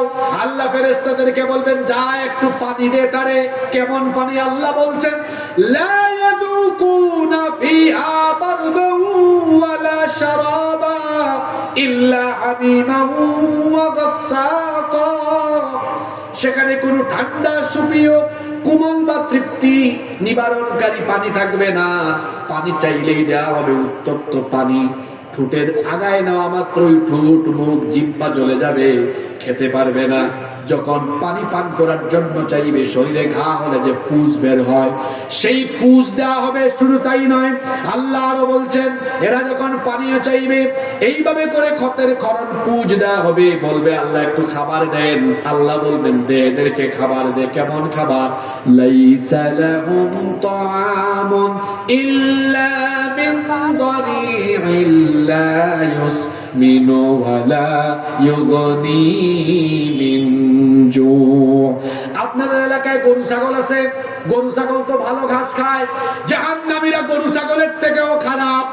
এদেরকে দেওয়া হবে কাঁটাযুক্ত ঘাস। কাঁটাযুক্ত ঘাস ক্ষুধার যন্ত্রণার ফলে মুখের ভেতর যখন দিবে গলায় আটকে যাবে, ভেতরে যাবে না। আল্লাহ বলছেন লা ইউসমিনু ওয়ালা ইউগনি মিন জু। তার ক্ষুধা এটা নিবারণ করবে না, কোনো পুষ্টিও জুকাবে না। শুধু তাই নয়, ইন্না শাজারাতাজ যাক্কুম, যাক্কুম নামক এক ধরনের নিকৃষ্ট বৃক্ষ থেকে তাদেরকে খাবার দেওয়া হবে। এটা যখন তারা খাবে আল্লাহ বলছেন তাআমুল আফীমি কালমুহলি ইয়াগলি ফিল বুতুনি কাগালিল হামীম। পেটের ভেতরে উদরে যা আছে সব উতরে উতরে বের হয়ে যাওয়ার মতো অবস্থা হবে। জাহান্নামীরা জাহান্নামে আযাব আর গজবের মধ্যে থেকে যখন কোনো খাবার দাবার পানীয় পাবে না। আপনাদের এলাকায় মাঝে মাঝে আপনারা ভিক্ষুক দেখেন কি দেখেন না? ভিক্ষুকরা কেন ভিক্ষা করে? কারণ তার কাছে সহায় সম্বল নাই। কিয়ামতের দিন জাহান্নামীরা জাহান্নামে আযাব গজব এবং খাবার দাবার রিজিক থেকে বঞ্চিত হয়ে এবার তারা ভিক্ষায় বের হবে। ভিক্ষার উদ্দেশ্যে যাবে তারা জান্নাতীদের কাছে, তাদের কাছে গিয়ে খাবার চাইবে। তখন জান্নাতীরা তাদেরকে কি জবাব দিবে শুনেন। কোরআনে কারীমের 7 নম্বর সূরা সূরাতুল আরাফের 50 নম্বর আয়াতে আল্লাহ বলছেন ওয়ানাদা আসহাবুন নারি আসহাবাল জান্নাতি আন আফীদু আলাইনা মিনাল মাই আও মিম্মা রাযাকাকুমুল্লাহ। তারা বলবে ও জান্নাতি ভাইরা, তোমাদেরকে যে আল্লাহ তাআলা জান্নাতের নিয়ামত দিয়েছেন, খাবার পানি দিয়েছেন, এগুলো আমাদেরকে দাও, আমরা খেয়ে বাঁচি। জান্নাতীরা তখন বলবে ক্বালু ইন্নাল্লাহা হাররামাহুমা আলাল কাফিরিন। ও জান্নাতি ভাইরা, ও জাহান্নামী ভাইরা, আল্লাহ তাআলা তো জান্নাতের নিয়ামতকে তোমাদের মতো জাহান্নামীদের জন্য হারাম করে দিয়েছেন, সেখানেও খাবার দাবার পাবে। আপনাদের মনোযোগ আছে? এবার জান্নাতীরা জাহান্নামীরা এবার হতাশ হয়ে পড়ে থাকবে। হঠাৎ করে জাহান্নামীরা কিয়ামতের দিন তাদের দলীয় ভণ্ড নেতাদের সাথে এবার তাদের সরাসরি সাক্ষাৎ হবে। জাহান্নামে ভণ্ড নেতা আর কর্মীদের সাক্ষাৎ করবে। কি আছেন না ঘুমাই গেছেন? কুরআন শরীফ এমন এক কিতাব, আল্লাহ সব এখানে স্পষ্ট বর্ণনা করে দিয়েছেন। কিন্তু এরপরেও কিছু মানুষের অন্তরে তারা এমন ভাবে জঙ্গার ধরিয়েছে যে সত্য সঠিক কথা বললেও তাদের অন্তরে গিয়ে সেগুলো আসর করে না। কেন ভাই আপনার অবস্থা এমন হয়েছে কেন? আজকে এগুলো শুনে যান, শুনে যাওয়ার পরেও যার মগজে এই কথাগুলো ঢুকে মগজটা পরিষ্কার হবে না, বুঝতে হবে তার মগজের মধ্যে শয়তান পেশাব করে দিয়েছে। এবার জান্নাতে দেখা হবে ভণ্ড নেতা কর্মী। কোন সব নেতা কর্মী? যারা দুনিয়াতে সারা জীবন ভণ্ডামি করেছে, চুরি বাটপারি দুর্নীতি লুটপাট, সারা জীবন দিনের বিরুদ্ধে আচরণ করেছে, ইসলামের বিরুদ্ধে আচরণ করেছে, জাহান্নামে এবার এরা মুখামুখি। আমি কি বানায় বলতেছি? সূরা নাম্বার আয়াত নাম্বার বলে দিই, পারে গিয়া মিলায়েন, একদম অনুবাদ সহ ব্যাখ্যা সহ পড়ে নিন। কোরআনে কারীমের 14 নম্বর সূরা, সূরা ইব্রাহিমের 21 নম্বর আয়াত, আল্লাহ বলছেন فقال الضعفاء للذين استكبروا إنا كنا لكم تبعا فهل أنتم مغنون عنا بعذاب الله من شيء। যুবক ভাইরা কোথায় হাঁটো, কোথায় চিল্লা চিল্লি করো? আমি সব সময় যুবকদেরকে একটা কথা বলি, আমিও আপনাদের মতো যুবক। এই যে আমি কথা বলছি, শীতকাল, তাও ঘাম বেরোচ্ছে। এই যে ঘাম আমাদের শরীরের, বিশেষ করে যুবকদের শরীরের প্রতি ফোঁটা ঘাম বড় মূল্যবান, কারণ এই যৌবন আর তারুণ্যের ঘামের উপর দিয়ে একটা সভ্যতা বিনির্মাণ হয়। এরা যখন দিকভ্রান্ত হয় তখন একটা জাতি পথ হারা হয়ে যায়। আমার ভাইয়েরা, আমার যুবক তরুণ ছাত্র ভাইদেরকে বলছি, আমাদের এই ঘাম অনেকে তাদের ক্ষমতার স্বার্থে, চেয়ারের স্বার্থে ব্যবহার করতে চায়। এজন্য তারা টার্গেট করে আমাদের মতো যুবকদেরকে। এরপর তার টার্গেট করে কি করে? আমাদের পকেটে 1500 টাকা নোট ঢুকায়, পাশাপাশি আমাদেরকে লোভনীয় বা পদবীর লুক দেখায়, অফার করে আমাদেরকে তার সামনে পিছনে মোটরসাইকেল শোডাউন করায়া আমাদেরকে চামচার মতো ব্যবহার করতে চায়। যুবকদেরকে বলছি, ইউ হ্যাভ ট্রু পার্সোনালিটি, তোমার ব্যক্তিত্ব থাকা দরকার। বি এ প্রেস্টিজিয়াস পারসন, ব্যক্তিত্ববান হও। কারণ এই আপনার এই ঘাম, এই শ্রম, আপনার মেধা, আপনার যোগ্যতা, আপনার তারুণ্য, যৌবন, রক্ত, শক্তি, সামর্থ্য, এগুলো তো আল্লাহ দিয়েছেন কোন নেতা নেত্রীর চামচামি করার জন্য না। রাখতে হবে, এই যৌবন কোন নেতা নেত্রীর দেওয়া গিফট নয়। যৌবন যিনি দিয়েছেন, শরীরের সবটুকু শক্তি গলার মাঝ বরাবর এনে বলেন তো তিনি কে?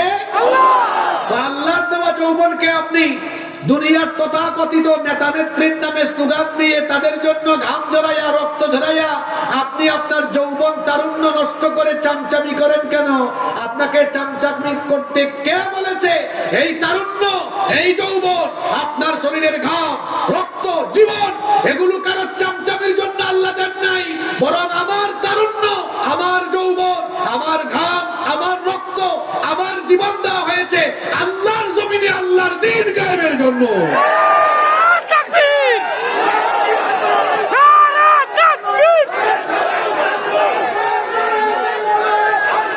সুতরাং আমি তরুণ ছাত্র যুবকদেরকে বলছি, আমার বয়সী যুবকদেরকে বলছি, তোমরা যদি শুধু এই দেশে চামচামি ছাড়তে পারো তো আগামীর বাংলাদেশে যে সূর্য উঠবে সেটা হবে উন্নয়ন আর সমৃদ্ধির সূর্য। আমরা কেন চামচামি করব? যুবকেরা, তরুণেরা এই সকল আও ফাও লোকদের চামচামি ছেড়ে দিয়ে হাতের মধ্যে আল্লাহর কালাম নিয়ে সেটাকে বুকে ধারণ করে আরেক হাতে ইসলামের ঝান্ডা নিয়ে কুরআনের মিছিলে শামিল হয়ে আলেম উলামার সুহবতে থেকে কুরআনের বাংলাদেশ বিনির্মাণে ঐক্যবদ্ধ হয়ে যাও।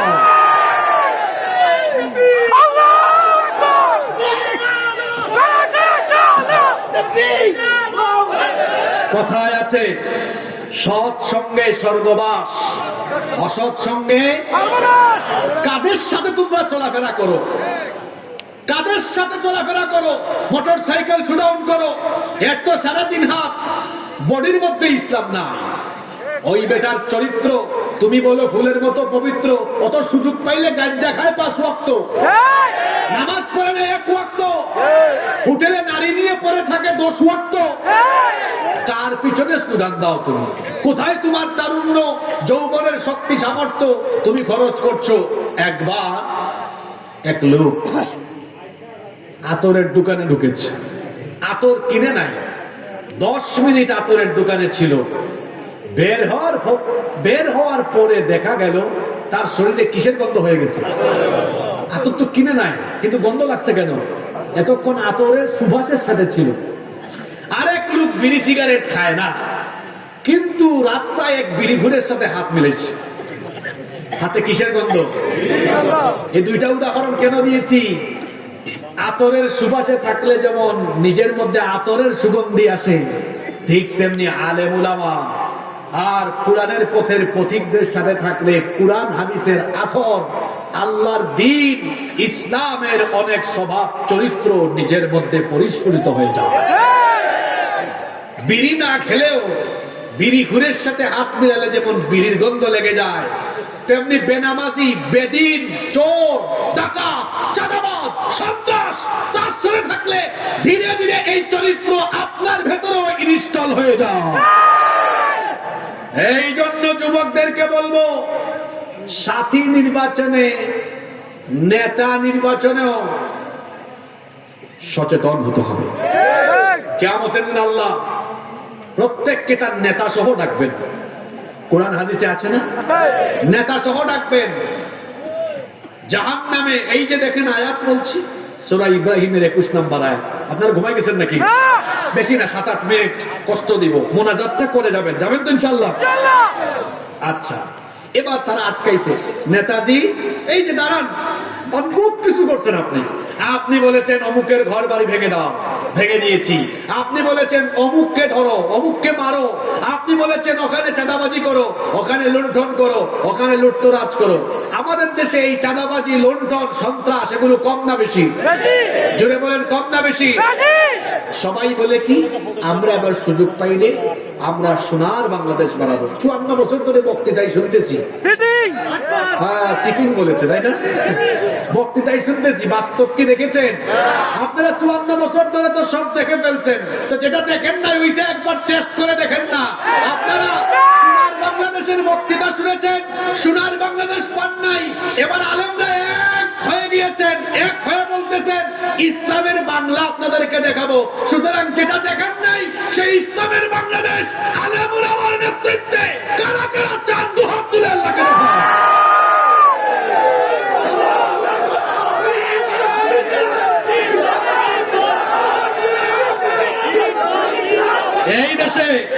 এই দেশে অনেকে আলেমদেরকে মসজিদে, মাদ্রাসায়, ওয়াজের মঞ্চে দেখতে চায়, কিন্তু আলেমদেরকে নেতৃত্বে দেখতে চায় না। কেন? কারণ আলেমরা দায়িত্ব পেলে তারা রাস্তাঘাটে তাদের মতো টেন্ডারবাজি, চুরি চামারি করবে না। আলেমরা যদি ক্ষমতায় চলে যায় তাহলে বাংলাদেশে মদ, জুয়া, সন্ত্রাস থাকবে না। এই জন্য একমাত্র মাদক সেবীরা, মদ্যপায়ীরা, মদখুর, জুয়াখুর, সন্ত্রাসীরা আলেমদেরকে ক্ষমতায় দেখতে চায় না। কিন্তু যারা বাংলাদেশকে ভালোবাসে, যারা দেশপ্রেমিক, দেশকে ভালোবাসে, তারা এই বাংলাদেশে চরিত্রহীন লম্পটদের পরিবর্তে দেশের ক্ষমতা আলেমদের হাতে দেখতে চায়। আমরা বাংলাদেশকে আলেমদের হাতে দিতে চাই কি চাই না? আপনারা বলেন আমরা চাই কি চাই না? আমার যুবক ভাইয়েরা যদি ঐক্যবদ্ধ হয়ে যায়, এই তারুণ্য, এই যৌবন, এরাই আগামীর বাংলাদেশকে আলেম উলামার নেতৃত্বে গঠন করবে ইনশাআল্লাহ। বলেন ইনশাআল্লাহ। সুতরাং যুবক ভাইদেরকে বলছি, ওই যে আমরাও তো এটা প্রায় জায়গায় বলি, হয় আলেম হও, নইলে আলেমের ছাত্র হও, নইলে আলেমের কি হও, আলেমের মহব্বত রাখো, তার সাথী হও, সাগরিদ হও। আমার আব্বা, তিনি 2012 সালে ইন্তেকাল করেছে। আজ থেকে 9 দিন আগে আমার মাও দুনিয়া থেকে চলে গেলেন। আমি প্রায় 7-8 দিন মাহফিল করিনি, এই 2-3 দিন ধরে মাহফিল করছি। আমার মনটা এখনো বেদনা বিধুর, ব্যথাতুর। তারপরেও এসেছি, কারণ আপনারা তো 1 বছর আগে ডেক নিয়েছেন, কত আয়োজন আপনাদের। তো আমার আব্বা, তিনি তো কোনো আলেম ছিলেন না, কিন্তু আমি তাকে দেখতাম সবসময় আলেমদের ব্যাগ টানাটানি করতেন, কাছে পাইনি আলেমদের সেবা করতেন।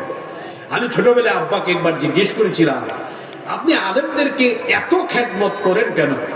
তো তিনি, উনার বেশ কয়েকটা কথা আমি বিভিন্ন মাহফিলে বলি। যেমন উনি নিজে জায়গা দিয়ে মসজিদ প্রতিষ্ঠা করেছেন, প্রায় 30 বছরের বেশি সময় তিনি মসজিদের সভাপতি ছিলেন এবং নিজে মসজিদ ঝাড়ু দিতেন।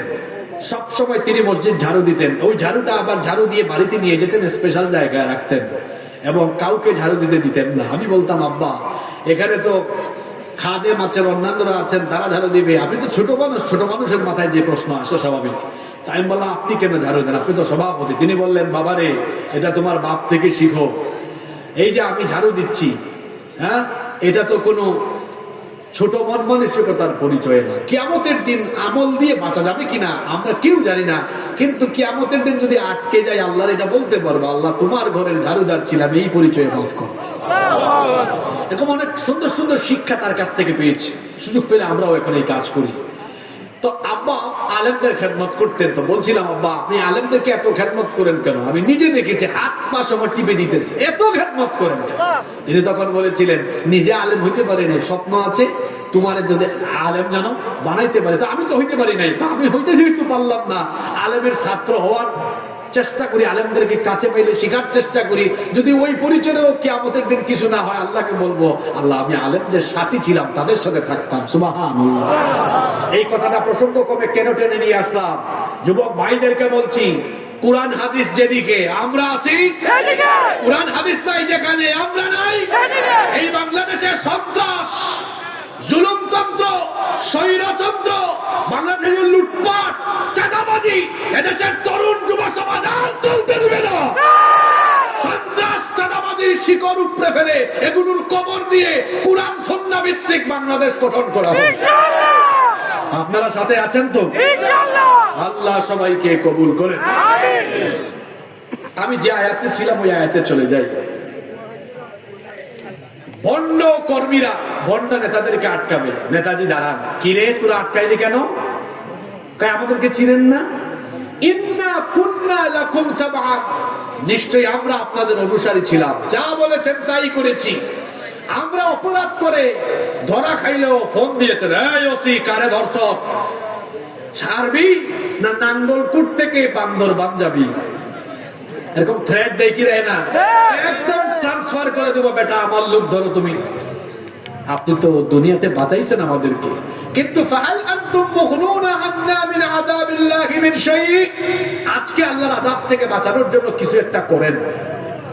নেতাদের স্বভাব হলো মাইক পাইলে মাইকা ছাড়ে না। সেদিন বলবে আচ্ছা তোদের যে দাবি দেওয়া আছে একটু বক্তৃতার চান্স আমাদেরকে দে, ওখানেও বক্তৃতা। কি বক্তৃতা করবে? তারা তখন বলবে ক্বালু লাউ হাদানাল্লাহু লাহাদাইনাকুম, শোনো আমার কর্মীরা, আমাদের কপালে হেদায়াত ছিল না, আমরাই তো হেদায়াতের পথে ছিলাম না। আমরা যদি হেদায়াত পেতাম তাহলে আমরাও তোমাদেরকে হেদায়াত দিতাম, আমরাই তো হেদায়াতের পথে ছিলাম না, কেমনে তোমাদেরকে হেদায়াতের পথে ডাকতাম? সুতরাং শোনো, আজকে এখানে মানববন্ধন দাবি দেওয়া আদায় কর, দাবি দেওয়ার জন্য চিল্লা চিল্লি করো না।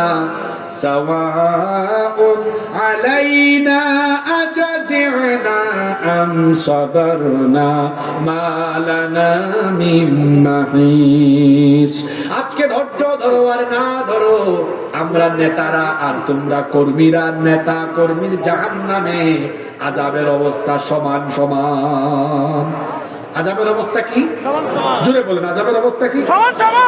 কর্মীরা বলবেন না না আমরা এটা মানি না। আল্লাহ বলবেন কিরে কারা তোমরা কি মানো না? তারা বলবে আল্লাহ আমাদের নেতারা বলে জাহান্নামে নাকি আযাব, আজকে নেতা কর্মী সমান সমান, আমরা মানি না। আল্লাহ বলবেন তো তোরা কি চাস? এবার কর্মীরা নেতাদের বিরুদ্ধে আল্লাহর কাছে দুইটা আবেদন করবে। কথা বুঝে থাকলে বলেন কয়টা? এক নম্বর আবেদন তারা করবে, আল্লাহ এরা আমাদেরকে দুনিয়ায় ব্যবহার করেছে, তারা চেয়ারে বসতাম আমরা চামচার মতো দাঁড়ায়া থাকতাম, এরা আমাদেরকে ব্যবহার করেছে, অপমান করার সুযোগ পাই নাই, তারা আজকে বলে আযাব নাকি সমান সমান। আমরা দুইটা জিনিস চাই। প্রথম চাওয়াটা হলো তারা বলবে আল্লাহ এদেরকে আমাদের সামনে ফেলে দেন। আল্লাহ বলবেন ফেলে দিলে তোরা কি করবি? তারা তখন বলবে নাজআলহুমা তাহতা আকদামিনা লিয়াকুনা মিনাল আসফালিন, আমরা এদের বুকের উপরে উঠে এদের বুকের উপরে পাড়া দিয়ে পদদলিত করে তারপরে জাহান্নামে যাব। নেতা তোমার নেতাগিরি তোমার কর্মীরাই সেদিন ছুটায় দিবে। এটা কয় নাম্বার? এক নাম্বার দাবি। দুই নাম্বার দাবি হলো আল্লাহ। তারা বলবে, এরা বলে আযাব নাকি সমান সমান, এরা ছিল হুকুমদাতা, আযাব কেন সমান সমান হবে?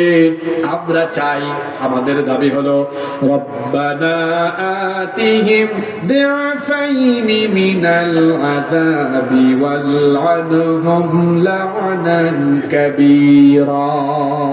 জাহান্নামে আজকে আমাদেরকে আপনি যে আযাব দিবেন, আমাদের ভণ্ড পথভ্রষ্ট ইসলাম বিরোধী এই নেতাদেরকে আরো ডবল আযাব দিবেন। কথাগুলো আমার না, আল্লাহ।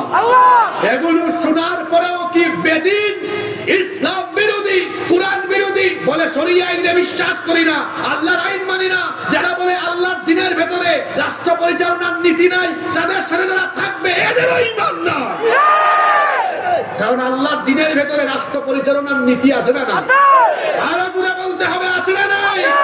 এজন্য আমরা সকল কিছু ফেলে দিয়ে আল্লাহর কোরআনের সাথে আছি না নাই? শেষ দুইটা কথা বলি শুনেন। এই বাংলাদেশ স্বাধীন হয়েছে আজকে 54 বছর। কত বছর?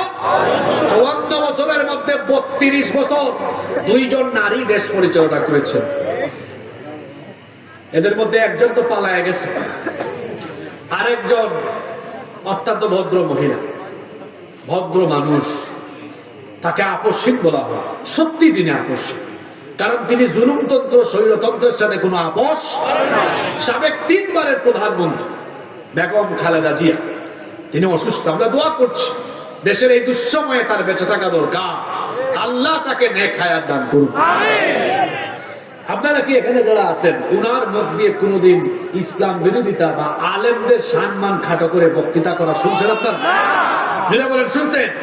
আমার দেশে যে এর আগে 17 বছর এক রাবেয়া বছরই ছিল, এত সুযোগ পাইলে আলেমদেরকে গালি দিত। আল্লামা আহমদ শফী রহমাতুল্লাহ আলাইহির মতো এত বড় মাপের আলেমকে পার্লামেন্টে এই জঘন্য, এই দাজ্জাল মহিলা তেতুল হুজুর বলেছে। শহীদ আল্লামা দেলাওয়ার হোসেন সাঈদীকে এই মহিলা, এই জঘন্য, এই দাজ্জাল মহিলা কথায় কথায় ধর্ষণকারী, মানবতা বিরোধী বলেছে। আল্লামা সাঈদীর বিরুদ্ধে যত রকমের জঘন্য মিথ্যাচার করা যায় সব করেছে। সে চেয়েছিল এই দেশের মানুষের অন্তর থেকে আল্লামা সাঈদীর নাম মুছে দেওয়ার জন্য। এই চেষ্টা করতে গিয়ে এখন ফলাফল হয়েছে উল্টা, তার নাম বাংলাদেশের মানুষের অন্তর থেকে মুছে গিয়েছে। সে চেয়েছিল আল্লামা সাঈদীকে জনগণ থেকে বিচ্ছিন্ন করতে, আল্লাহ তারে এমন গজব দিয়েছেন, জনগণ থেকে তারে বিচ্ছিন্ন করে আল্লাহ তারে চোরের মতো দেশ থেকে ভাগায় দিয়েছে। কথায় কথায় হুজুরদেরকে গালি দিত, দিত কি দিত না? হুজুরদেরকে খাটো করতো কি করতো না? আমি কি মিথ্যা বলছি?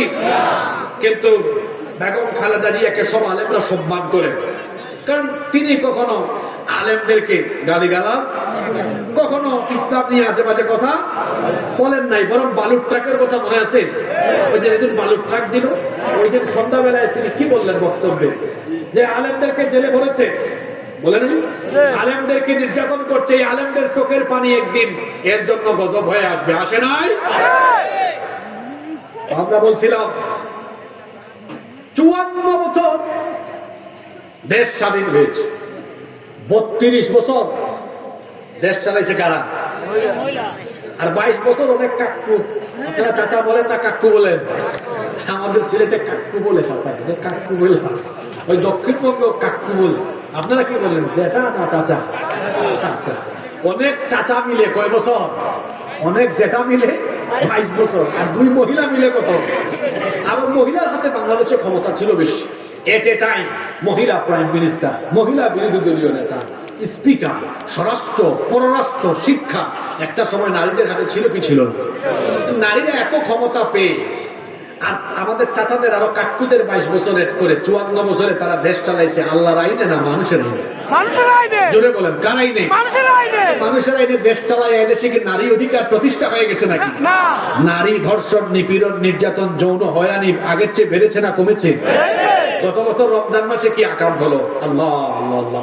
আপনারা জানেন যে মাগুরা ছোট্ট মেয়ে 8 বছর আসিয়া, এক পরিবারের 3 নরপিশাচ আমার বোনটির উপরে পাশবিকতা চালিয়েছে। কয়েকদিন সে হাসপাতালে থেকে দুনিয়া ছেড়ে চলে গেল। তার কবর হলো, কবরে ঘাস উঠে গেল, ধর্ষণকারীরা এখনো বেঁচে আছে না নাই? আপনাদের আদালতে আল্লাহর আইন না মানুষের আইন? যে আইন থাকার ফলে ধর্ষিতা কবরে যায় আর ধর্ষক মাসের পর মাস বেঁচে থাকে, সে আইনের মুখে আমি লাথি মারি। যদি সেখানে আল্লাহর কোরআনের আইন থাকতো, ধর্ষক বেঁচে থাকতে পারতো? তাহলে বলেন তো, নারী অধিকার প্রতিষ্ঠার জন্য আল্লাহর আইন চাই না মানুষের আইন চাই? বলেন, কার আইন চাই? এই দেশে অন্যায়, অবিচার, জুলুম, এই দেশের সকল প্রকার অন্যায় অবিচারের কবর হয়ে যাবে যদি আমরা সবাই মানুষের তৈরি করা আইনকে লাথি দিয়ে ডাস্টবিনে ফেলে আল্লাহর কোরআনকে গ্রহণ করতে পারি। এই বাংলাদেশ বদলে যাবে। এজন্য আমরা আল্লাহর কোরআন চাই কি চাই না? এজন্য আসুন, নেতৃত্বের কথাগুলো এই জাহান্নামের মধ্যে এসেছে কেন জানেন? একটা গাড়ি এটা ভালোভাবে চালানোর জন্য প্যাসেঞ্জার গুরুত্বপূর্ণ না ড্রাইভার গুরুত্বপূর্ণ? এক গাড়ি, একটা বাস, এখানে 36 জন বা 40 জন প্যাসেঞ্জার, সবাই গাঁজা খাইছে, কিন্তু ড্রাইভার গাঁজা খায় না। রাস্তায় এই গাড়িটা রাস্তায় থাকার সম্ভাবনা আছে, কারণ ড্রাইভার এখনো ঠিক আছে, কিন্তু এক গাড়ির 40 জন প্যাসেঞ্জার কেউ গাঁজা খায় না, খাইছে ড্রাইভার। যে কি হইতে পারে? এটা রাস্তা থেকে খালে পড়তে পারে। এই উদাহরণটা কেন দিলাম? আমরা দেশের জনগণ যতই দেশকে ভালোবাসি না কেন, ড্রাইভার যেমনি গাড়ি চালাইতে গিয়া সে যদি লাইনে না থাকে গাড়ি খালে পড়বে, ঠিক তেমনি প্যাসেঞ্জারের থেকে ড্রাইভার যেমন গুরুত্বপূর্ণ, ঠিক তেমনি জনগণের থেকে নেতৃত্ব পর্যায়ের লোকেরা বেশি গুরুত্বপূর্ণ। দেখেন, এই যে ইন্টারিম গভর্নমেন্ট দেশ চালাচ্ছে এখন, এখানে একজন আলেমও কিন্তু একটা মন্ত্রণালয় এখন চালাচ্ছেন। তার নাম কি? ডক্টর আফম। আপনারা দেখছেন ওনার কথাবার্তা কত পরিষ্কার, কি সুন্দর করে কথাবার্তা বলে এবং কি স্বচ্ছতা নিয়ে কাজ করে। একটা মন্ত্রণালয় যদি একজন আলেম এভাবে চালায়, যদি সবগুলো মন্ত্রণালয় এইভাবে করে আলেমরা চালায়, এই বাংলাদেশ দুর্নীতিমুক্ত বাংলাদেশ হয়ে যাবে। এই জন্য আমরা আগামীতে আলেমদের নেতৃত্বে বাংলাদেশ দেখতে চাই কি চাই না? বলেন, চাই কি চাই না? আমার সাথে আমরা কারা কারা আছি, দুহাত তুলে আল্লাহকে দেখান।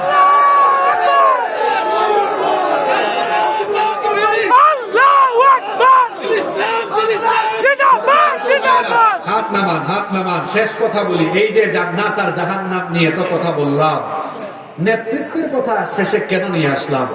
এজন্য নিয়ে আসলাম, সঠিক নেতৃত্ব চললে একটা জাতি সঠিক পথে থাকে। আর কোরআনের নেতৃত্ব সঠিক নেতৃত্ব, কোরআনের পথ সঠিক পথ, কোরআনের পথ মুক্তির পথ, কোরআনের পথ জান্নাতের পথ। আমরা জান্নাতে যেতে চাই কি চাই না? এজন্য কোরআনের পথ ধরতে হবে। কিসের পথ? নামাজ ছেড়ে জাহান্নামে যাওয়া যাবে? অনেকে জান্নাতে যেতে চায়, নামাজে যেতে চায় না। আমার দেশে মাহফিলে মানুষ বেশি না নামাজে মানুষ বেশি? শুভলক্ষণ না কুলক্ষণ? কিন্তু আমরা এই উল্লাহ খানের চিত্র পাল্টে দিব। আমরা যেভাবে এখানে এসেছি, জায়গা নাই মানুষ দাঁড়িয়ে আছে, প্যান্ডেল ছোট হয়েছে, জায়গায় নাই মানুষ দাঁড়িয়ে আছে, ঠিক তেমনি ভাবে আমরা সবাই নামাজের টাইমে মসজিদে হাজির হব, যে মসজিদে জায়গা হবে না, বাইরে কাতার হবে। রাজি আছেন? মনে রাখবেন, বেনামাজিদেরকে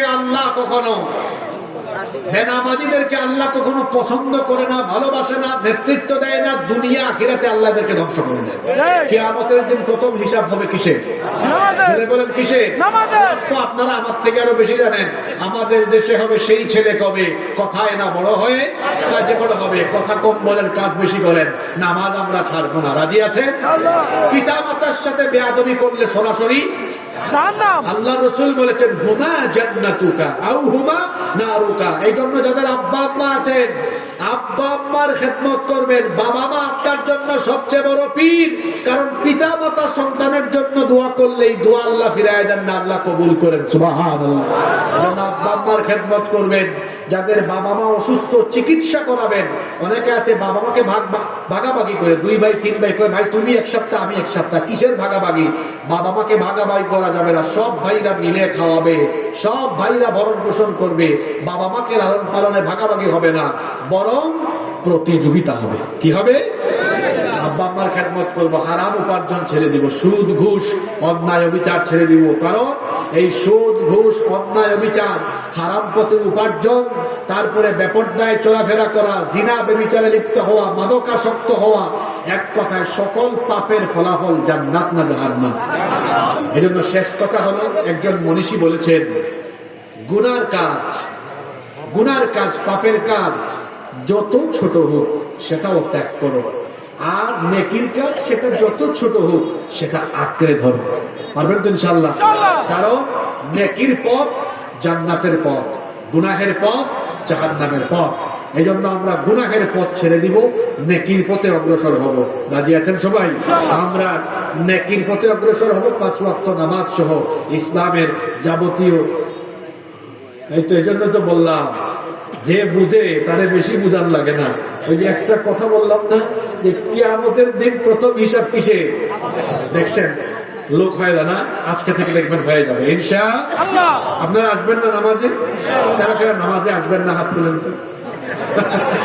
দেখছেন ভুলে তুলছে, বুঝে তুলে ফেলছে। আসলে সবাই যাবে, বুঝছেন? আল্লাহ কিন্তু বাইরেরটা নেন না, ভিতরেরটা। তারা যদি নামাজে না যেত, আপনি দেখেন আমি 2 ঘন্টা কোথাও ওয়াজ করি না, 1 ঘন্টা 20 মিনিট কথা বলি। তারা যদি নামাজে না যাওয়ার নিয়ত থাকতো, এতক্ষণ থাকতো না। 2 ঘন্টা তারা জান্নাত জাহান্নামের ওয়াজ শুনছে, তার মানে ভিতর থেকে সিদ্ধান্ত নিছে আজকে আর পাপ করবো না, গুনাহ করবো না। কারণ এই পাপ আর গুনার ফলাফল জান্নাত না জাহান্নাম। সবচেয়ে বড় কবিরা গুনাহ যেগুলো সবচেয়ে বড় বড়, সেগুলোর মধ্যে বড় বড় হলো পিতামাতার অবাধ্য হওয়া, নামাজ ছেড়ে দেওয়া। এটা সগীরা গুনাহ না কবিরা গুনাহ? আচ্ছা আপনারা একটা কথা বলেন, এটা দিয়ে ওয়াজ শেষ হবে। নামাজ আদায় করলে খুশি হবে কে? নামাজ ছাড়লে খুশি হয় শয়তান। এখন আপনারা বলেন, ডেইলি নামাজ কই ওয়াক্ত? 5 বার কি আপনারা শয়তানের গোলামি করে শয়তানকে খুশি করবেন? না। সবাই না বলছে। ইমাম সাহেব হুজুর আপনি দেখে রাখেন, সবাই ওয়াদা করছে 1 ওয়াক্ত নামাজ আমরা কাজা করব না। আমি পা ধরে বলে যাচ্ছি, আল্লাহর ওয়াস্তে নামাজ ছাড়বেন না। যার মধ্যে নামাজ নাই তার মধ্যে দ্বীন নাই, যার মধ্যে নামাজ নাই তার মধ্যে ইসলাম নাই, যার মধ্যে নামাজ নাই সে জান্নাতের গন্ধ পাবে না। কারণ প্রথম হিসাবটাই কিয়ামতে কিসে? নামাজের। এজন্য আমি আপনাদের পা ধরে বলে যাচ্ছি, আল্লাহর ওয়াস্তে দয়া করে কখনো নামাজ ছাড়বেন না। যুবক ভাইদেরকে বলছি, এটাই তো নামাজের বয়স। কিয়ামতের দিন নামাজি যুবক যারা দিনের পথে যৌবন কাটিয়েছে, আল্লাহ এদেরকে তার আরশে আজিমের ছায়ার নিচে জায়গা দিবেন। সুবহানাল্লাহ। আল্লাহ আমাদেরকে নামাজি বানান, দিনের পথের প্রতীক বানান, নেকির পথে অগ্রসর করুন, কোরআনের পথে আলেমদের সাথে আল্লাহ আমাদের সবাইকে রাখুন। আমরা সবাই বলি আমিন। অত্যন্ত ভদ্র মানুষ, 2 বছরই আসলাম, আপনাদের ভদ্রতা দেখে আমি অভিভূত হলাম। কেউ দাঁড়াবেন না, মোনাজাত করে তারপর যাইয়ে মাহফিল কমিটির কোনো বক্তব্য থাকলে আমরা শুনবো। মহিলা আসছেন।